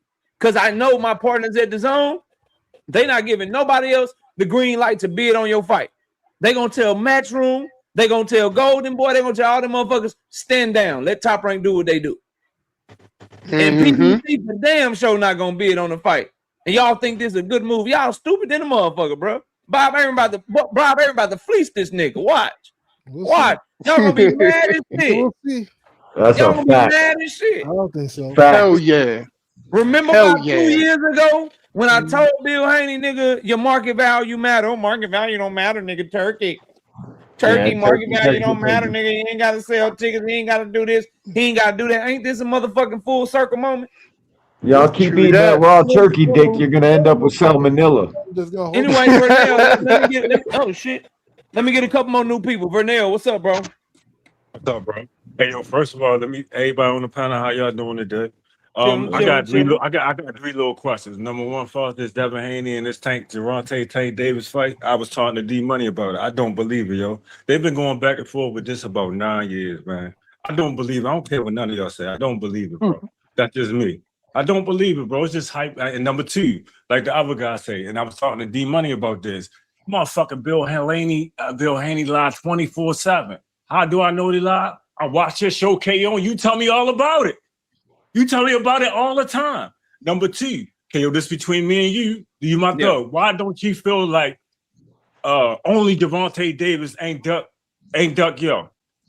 I mean, not to be funny, KO. I would never argue and beef with you. Do none of that. That shit phony. I like to get educated. You'll say everybody else ducking, so you're telling me that Tank Davis never ducked Floyd Schofield because that was his mandatory. He couldn't afford y'all. Nah, if you have, I know the whole thing what you about to say about that and that. But yo, if you call everybody else a duck because they ain't fight that mandatory, why big homie can't get the same light? And I know how you is. You don't bite your tongue for nobody. Hold on, let me tell you. I don't call you a duck. I don't call you a duck for ducking your mandatory, bro. If you don't fight your mandatory, but you fighting a better fighter, that's not you ducking. You fighting a better fight. I'll never call a fight. I didn't call Devin Haney a duck when Keyshawn Davis was his mandatory and he was allegedly trying to fight Shakur Stevenson. I wasn't calling Devin Haney a duck when Keyshawn Davis was his mandatory. He was in negotiations with Tank Davis. You can't duck niggas like Floyd Schofield by trying to fight Devin Haney, bro. You can't duck somebody like Keyshawn Davis by trying to fight Shakur Stevenson or Tank Davis, bro. Those aren't duck moves. Now, if Tank Davis don't fight Floyd Schofield and we get a Gary Russell Jr. fight and he never tried to make the Devin Haney fight, okay, now we can start having conversations. But even if he would have be fighting like a 140-pound champion, so if he said no to Floyd Schofield, but he moves up to 140 and fights Gary Antoine Russell, that's not a duck, bro. If you're fighting I got one more question, right? And I want to let everybody know this, right? Sticks and stones may break my bones, but words will never hurt. So them niggas gonna fight. Let go in and fight. It's mandatory, of course. No, I agree with that, Vernell. I agree with that. Sticks and stones, I hold that back because last time I was on Dean's channel, I ain't say nothing. But Sticks and Stones got hurt my man. Come on, bro. Them niggas been going back and forth for 9 fucking years. 9 years, 10. I don't know. I know it's been a minute though. That's why I'm so pissed off that we are in negotiations as fans. We get the CD boys in negotiations right now, and everything's not being done from one side to make the fight right fucking now. You want to go do something else, man? Fuck that, bro. Make the fight. I agree with you on that. Hey, I agree with you. We going to Maniac. Then we got Jupe who just came up. Maniac, what up? Yo, what's the word? Chilling. What you got for the show, man? All right. I just want to speak to the point somebody saying that Tank was ducking Devin or whoever out there. I just think that's absolutely fucking insane to even just suggest that Tank is ducking. If Tank is at the top And these guys, he first of all, he got core getting out of bed at 2 a.m. to hop on the scale for a burner account when he need to be focused on the Shockey Foster. Devin, I was standing right behind Bill Haney in New York when he told Keyshawn, when you win this fight, we got you next. I heard him. I was standing right behind him and I was recording him. So why are they even talking about, matter of fact, where does this Shakur 144 thing even come out of the blue all of a sudden? When you supposed to be focused on Keyshawn. Keyshawn done fought 2 fights since you done told him he next. And now he's number 1. Now you talking about trying to fight G Money. First you was talking about I'm not signing nothing until both brothers sign or some bullshit. Now you're talking about Davis and Davis. If people can't see the writing on the wall, what the Haney'S are out here doing, that is absolutely insane. That's just my piece. Already salute. Juke, what up, Juke? Talk to me. What's up, Juke? Hey, what's going on, y'all? How y'all doing? Chilling. What you got for the show? I ain't got much. Hey, I was just say this. What's crazy about all this to me is like when you look at the Haney'S, there's no team, and I mean not just now. I'm talking about like as long as I've been watching boxing, I've never seen a father and son duo or a fan base label people duck so aggressively, so constantly, whether it's something small, minimal, minute, as often as Devin and his fans. Like for the smallest thing, if he put you on a list and you don't call him and give him everything he wants, you're a duck. If he casually mentions your name, you're a duck, and you didn't like you have to. It's crazy. Like people being called ducks for less. Because normally I don't like doing that whole duck stuff all the time. But I've never seen anybody label people ducks. I mean, even they will lie on people. Remember they did the whole thing with Mattia said lies, said they talked to his people. So based on Devin's own words and his fans' words for years, anyone arguing this isn't a duck, we cannot respect their opinions anymore. And you can't. You are disingenuous because y'all have called people ducks for less. Devin didn't even make himself there was a time when Devin didn't even make himself available to fight Tank, and y'all called Tank a duck. They were like, well, Tank should have called the bluff and see if he could have got and caused WBA, and he was A-side then, saying that A-side should have did all this maneuvering to have a fight mandated. As even if he did all that, it wouldn't have mattered because he'd already signed a 3-fight deal. Cambosis 2 times in Loma. He had already signed to the top rank. And we already know Bob said, "I'm not. What do I look like helping Tank get a fight?" You were already stuck. You were never ever available at 135, and because you were on Showtime, you left Showtime, you went over to the Zone. The only fighter they had with you was Ryan. You left there. Okay, so you went further away from him. Start calling him out. And was never available. And they called him duck. Even someone just said, oh, well, yeah, he ducked him before. How? What offered it? Because guess what? I haven't even said B-sides can send out offers. Their team can send out offers. They never sent him an offer for nothing. Never. None has ever happened. And then the one time he became available after Lomachenko, what did he do? 5 days after the fight, he went on Twitter and contacted Eddie Hearn saying he wanted Pro Grey. And then when that New Year's Eve repost showed that was his plan all along. To fight Loma and then go to 140. Shakur and Tank was never his plans. Never. So it's crazy to me. So now you talking all this mess. You mouth. You upset that man talking about his mother. He sends Al after you. And now people are like, oh, we don't know. Maybe it happened next. He said, I want you next. Like you said, it's been reported that they're trying to get him back in the fall. That was the whole report. Everybody understood that. And now suddenly you giving us, well, what if he signs a multi-fight deal? Well, what if he all these excuses and bumbling? Y'all don't give anyone else this benefit of a doubt. Y'all even call Boots. Y'all trying to say Boots was ducking this man. Like it's insane. Anyone arguing against it or giving him benefit of doubt that y'all never gave Tank, never gave Shakur, never gave any other fighter. I'm sorry. At this point, y'all need to stop clicking. You know what? Keep clicking the link, get toasted. But no one needs to hear anything else from y'all. Like, I'm sorry, if I follow your channel and you sit here trying to argue against it, I'm unfollowing you. Like, this is ridiculous. Y'all have no integrity. And, like, at this point, no one should even be respecting anything y'all got to say. That's all I got, KO. Damn. All right. We got about 15 minutes of smoke left, man. Y'all just get it in, bro. Hey, KO, I gotta ask you this question. Hey, KO. Hey, yo, can I have that name, yo? I need to have the name. It start BFTFB. bump up from the bottom because I told everybody gonna change my name. That's what I'm gonna put on my shit. That's cool. I'm dead Do your thing. Do your thing. Yeah. All right, Man, I've yeah, been going that long. Yeah, that's what I want, though. All right, thank you, bro. I just ain't want get sued. You sue me, you be practicing stuff. Nah, I don't do that type of shit, man. I ain't on that. Thank you for the name, bro. I appreciate it. I ain't on that. I ain't rocking like that. I Now, don't if do you that. see the name, you know it's me, though. If you see y'all see Yeah. the name, you know it's me. All right, cool. BTF. I'm about to say, I ain't been going this long, man. What the fuck's going on here? Like Tank afterwards, like to me, it sounds a little absurd. Like Devin's gonna fight his mandatory, get the belt. He don't have to fight his mandatory. He don't care about belts. Hold on. Hey, y'all know he worked for Bill Haney and them, right? That guy that You didn't hear what he worked for Bill Haney and them. He had to fight his mandatory with Shakur. But now a bigger fight comes along. He suddenly got to fight his mandatory. Ain't that funny?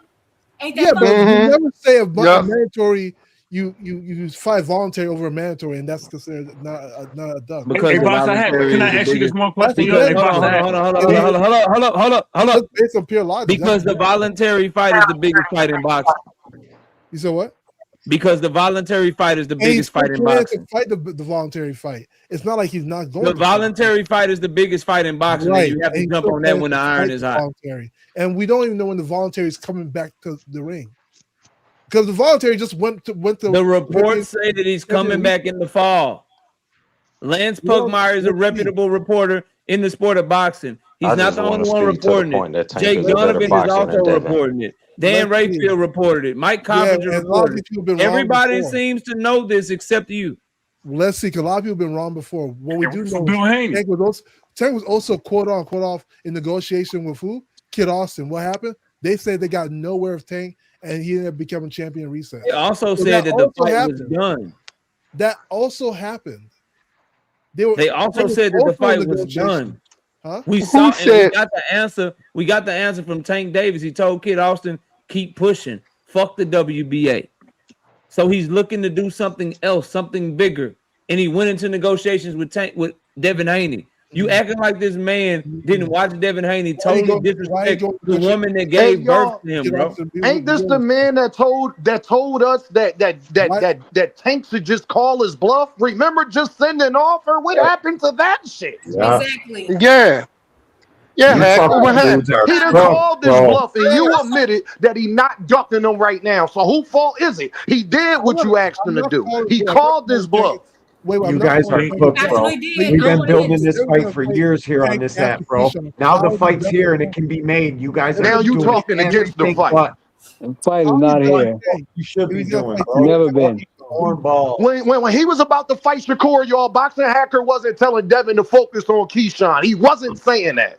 Either or. They told us. So either or, you right. So now it's Tank. Wait. Now it's Tank, Boxing Hacker. No, but nobody's calling Tank a duck.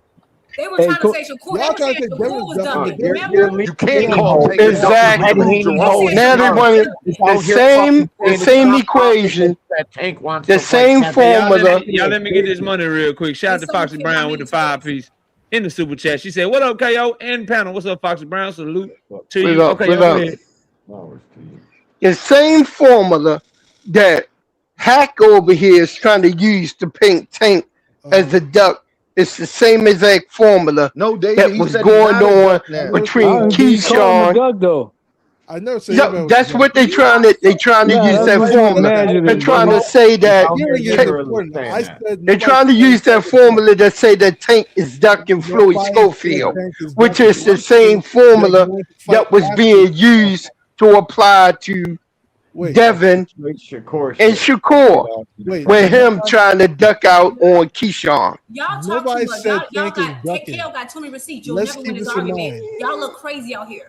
Y'all look crazy. All I gotta say, there's no honor amongst liars. I was fired today, bro. You Y'all don't lie too. What the hell are we talking about? Remember they all lie. They said Shakur. Everybody lies. Like, what does that mean? That nobody can tell the truth. You tell a lie, you can never tell the truth. All I know is I didn't see you doing the whole Shakur Stevenson, Devin Haney situation, but what I will say is they had a lot of reasons why they wanted Shakur over Keyshawn Davis. Those same reasons still apply right now, yet they want Keyshawn Davis over Tank Davis. No, It's they a weren't. fucking There was, duck, bro. there was money on the Bro, table. it's fucking. There was big It's money on like, the table. damn, bro. They just kept There's talking. money on the about table for Tank Davis. If you Their think there's money percentages on the on the table table for Tank for Davis. Shakur Stevenson, how is there not money on the table No, for Tank there Davis? was a flat fee for Shakur. And they don't. I don't know if these kids. What do you mean? What Fucking flat fee? They You think a flat fee? views. You think a fucking flat fee for Shakur Stevenson is bigger than whatever the fuck they paying by a Tank Davis fight? We don't know what they. Oh Pick my him God! off. Pick him off. He a liar. He's What a are pick you him off. talking about, bro? Shut the Break everything away for a year and he had a draw. They said Tank was a He's duck. sad. They said Tank was a duck for This 9. nigga said he Tank made. will be Oh coming my out his God. worst performance and a year layoff. What are you talking about? Who gives a fuck? What they got to do with He's them forever fighting? popular. He's Didn't forever. Devin fight Okay. Now Rocky? Tank not popular. Hold up. He's What the fucking fuck blowing does- up what from a the burner fuck does page Tank on Twitter. Davis? What the fuck does Tank Davis' performance against Drawmon Roach have to do with it? What the fuck are you talking about, bro? So you look at you compare it to Shakur deal in which they have big money on the table, right? We don't know what they have on the table for Tank. We don't. They gonna do five. We do. We know they're gonna do 500,000 We know that pay per it's view. bigger. We know that it's bigger than Shakur for sure. We don't know that it was bigger than Shakur because Shakur. Are you fucking serious? You got chill, Hacker. You ain't been on the panel in a minute. Stop. Damn hacker. Hold up. You guys are just projecting, right? How do you Nah. Sometimes you gotta chill, Hacker. You You can't being plain royal. and you don't know what the percentage is. Baby, All I know is you gotta look at that Shakur that niggas don't leave tables with Shakur or with Tank to fight Shakur. They leave tables with Shakur to fight Tank. I watched Shakur Stevenson and Devin Haney stop everything they had going with each other to go at motherfucking Tank Davis when he came back into the picture. I watched Devin Haney. I watched Devin Haney's father go on multiple platforms talking about how G Money came and stepped on everybody and jumped to number one on the list with a simple motherfucking phone call. If that don't tell you who the money is, I don't know what the fuck you were paying attention to, bro. And I'll put this to you like It's this. definitely with the money as KO, but I would say that was more like a deflection. I think Devin is being squeezed right now, shit, by Jay Prince and fucking Top Rank, and it's come over out that motherfucking goddamn belt. Yes, and that motherfucker gonna do everything. when it was a score, he didn't care about the Even when you, and even if you I want to, don't think you want to fight Shakur either. And even if you want to have the Shakur and Tank Davis shit, whatever. But Tank Davis is a huge fight over Shakur, and he's most definitely a bigger fight than fucking Keyshawn Davis. That's not true. That is true. What the fuck are we talking about? You know what's crazy too? Tank is the motherfucking bad. The only thing is, I don't believe that shit, that fight is ever gonna happen. I don't care what you What were believe. you- what were you about to- what were you about to say, He Juice? ducked. Your Hold belief on. ain't got nothing to do with nothing. He got the call. He ducked. Period. All this Oh your my God. belief and what you believe in, your deep in your heart and feelings ain't got nothing to I do know with what I think. I know what it is with y'all. Y'all really I just want to call somebody a duck and shit. That's what it is. Y'all really I troll and call people duck, but this is crazy. Y'all really believe in y'all heart for some reason that Tank Davis was a bitch. Like y'all really believe that. Yeah, nah. Y'all really believe that. And then what happened was Devin Haney said something so disrespectful, so out of pocket that he put a bullseye on his back. And now he's running around this bitch trying to make it seem like it's something that is not. Nigga, you don't have a 2-fight deal for both of them. You are in a position right now in 2026 to pick one or the other. And you picking the other one. You duck, nigga. Wait, how do we You know? duck. How do we know this? Like, You know what's crazy? they're saying they have. That's the thing too, right? Like, It's still better than No, a wait, win over if- Keyshawn. well, let me ask you a That's what's question, crazy about Karen. it. If Devin A loss fights to Tank is better after than a win over Keyshawn. we still call him a duck. It's a quadruple duck. There's Well, nothing. yes. I don't never say another word. I Hey, don't want to yes. do it again. You still call It's the same thing as Terrence Crawford pulling away in 2022 and then coming back in 2023, my nigga. okay. What the fuck are we so talking about? what about EJ say he's not fighting Terrence Crawford until he collects all the belts? Was that a duck? No, of course it was. Oh, oh my goodness! No. No, it wasn't. Because they never went into negotiations, and Bud Crawford was saying shit like, "I don't need Earl Spence. I did more than he did in his little career. If anything, it's gonna be 60-40 my way." He was saying all kind of weird shit that he didn't deserve. So what the fuck is Line. you talking about? what's the Stop call? trying to bring up Wait, other shit so- to deflect you from the brought- fact you brought that your guy EJ is and Bud. pulling away from the fucking table to go Bro, fight a nigga for EJ less pulled money. away. They haven't even he's pulling away from the table for a nigga whose team hasn't even contacted him yet. Hold up. But this is all like Twitter 3 belts, negotiations, bro. okay? Top Rank hasn't even called the nigga to make the fight yet.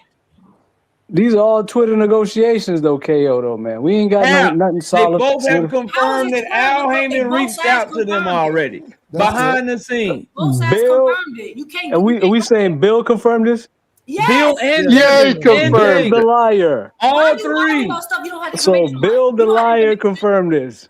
Bill confirmed it. Devin, and confirmed Tank. it. Tank confirmed Devin the liar confirmed this. And Tank. And Tank. Tank the motherfucking liar confirmed What did this. he lie What the about? fuck is Tank lied about, bro? Get out of here, man. NHA, you full of shit. Y'all niggas, bro. I ain't had one reputable news source reporting that, you know what I'm saying? NHA, y'all full of shit. I just think Just like motherfucking Shakur, but got the Tank for the last couple years. Devin full of shit. Tank full of shit. As a matter of fact, I'm tired of all three of them I can't believe motherfuckers. y'all just mad that he let his nuts drop and got this boy looking stupid in the motherfucker. That's Mr. all. Collins. They mad. And that's what they No, I ain't mad at all. I'm mad at all three of them and shit, because all What's three up, motherfuckers are pissing me the fuck off. All they Bottom doing line. is fighting on X and shit on some goofy shit. You didn't even know that Bill Haney confirmed it. You don't even know anything about the topic. Yes, I do know he confirmed it, but I don't fucking believe what Bill Haney say. Just like you don't believe Bill Haney. You choose to believe when you want to believe Bill Haney. About the facts and information. You just know what I don't, but I don't think my feelings. When they You want to come believe off them. your feelings. When they don't want to believe them. Based on what Devin, that's based on what Devin and Bill had said before. This is a duck. There's no way around it. How if they're gonna Y'all give me a second, bro. Let me get Thomas. Thomas was trying to say something. Thomas, Yeah. what you trying to say, bro? This is all I gotta say, man, because this can all go away real simple. Because there's two niggas I really truly care to see Tank in the ring with, and them niggas can be back-to-back ducks for all I care. Tank truly is the bag. We all know that. Tank is the pulse of this motherfucking sport. Everything centers around him. He ain't even been in the ring. This nigga been a fugitive. This nigga been in exile. He's been extradited from a place that don't do no extradition. All this ish. And he's still the center of conversation. So this is what I say. He got all the power.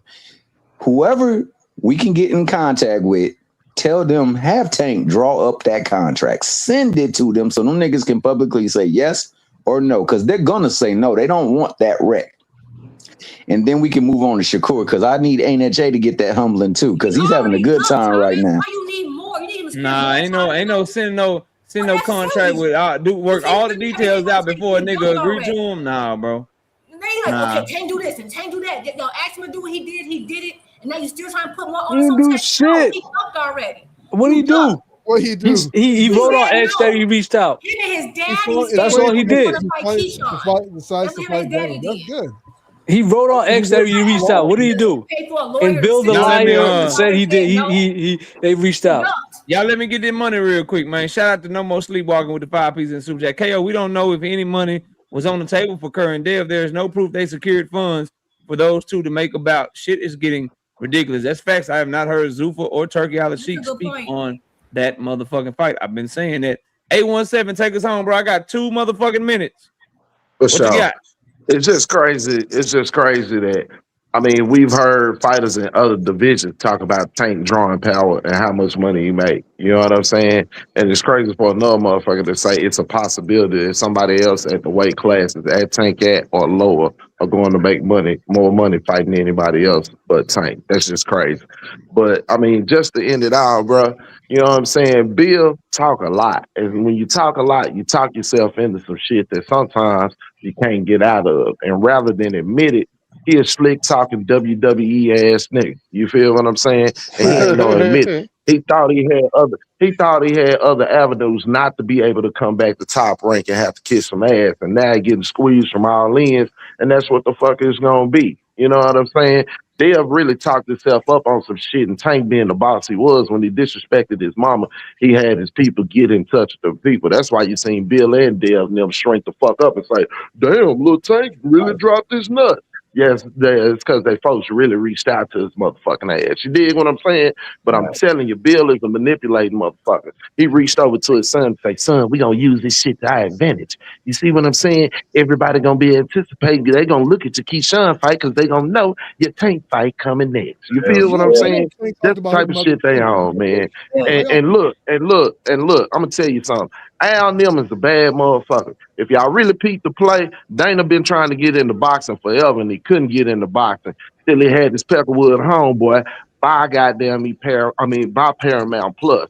Paramount Plus pushed out boxing. Steven Espinoza told y'all the other day they would still turn the motherfucking profit. But the people who were running it said that they ain't want it. But that's because they already had a call in. They ain't give a damn if it's turned a profit or not. Because they stealing money from other places. Y'all pay attention to what the fuck really going on. But they tried to squeeze Al and them out the game and take their platform from it. But Al and them 10 steps ahead of the motherfucking game. And still got the best products in the motherfucking game. I'm gonna get out the way, KO. But y'all really need to start peeping the play, We man. all out the way, man. Shout out 817. That's my Salute to dog. everybody that pulled up. Salute. Appreciate y'all. We'll be live tomorrow afternoon. I don't know exactly what time. Y'all make sure them damn notifications on. And channel members, I'll make sure I get all the predictions and the betting video out to y'all tomorrow as well for this fight card this weekend. We made a lot of money last week. Let's try to double up this week as well. Shout out to Lil John being a member for 12 months. I bet your ass can't make it to 2 years. He says, didn't they always want it, Tank, to call him out? And now this shit getting spooky. Now it's getting spooky.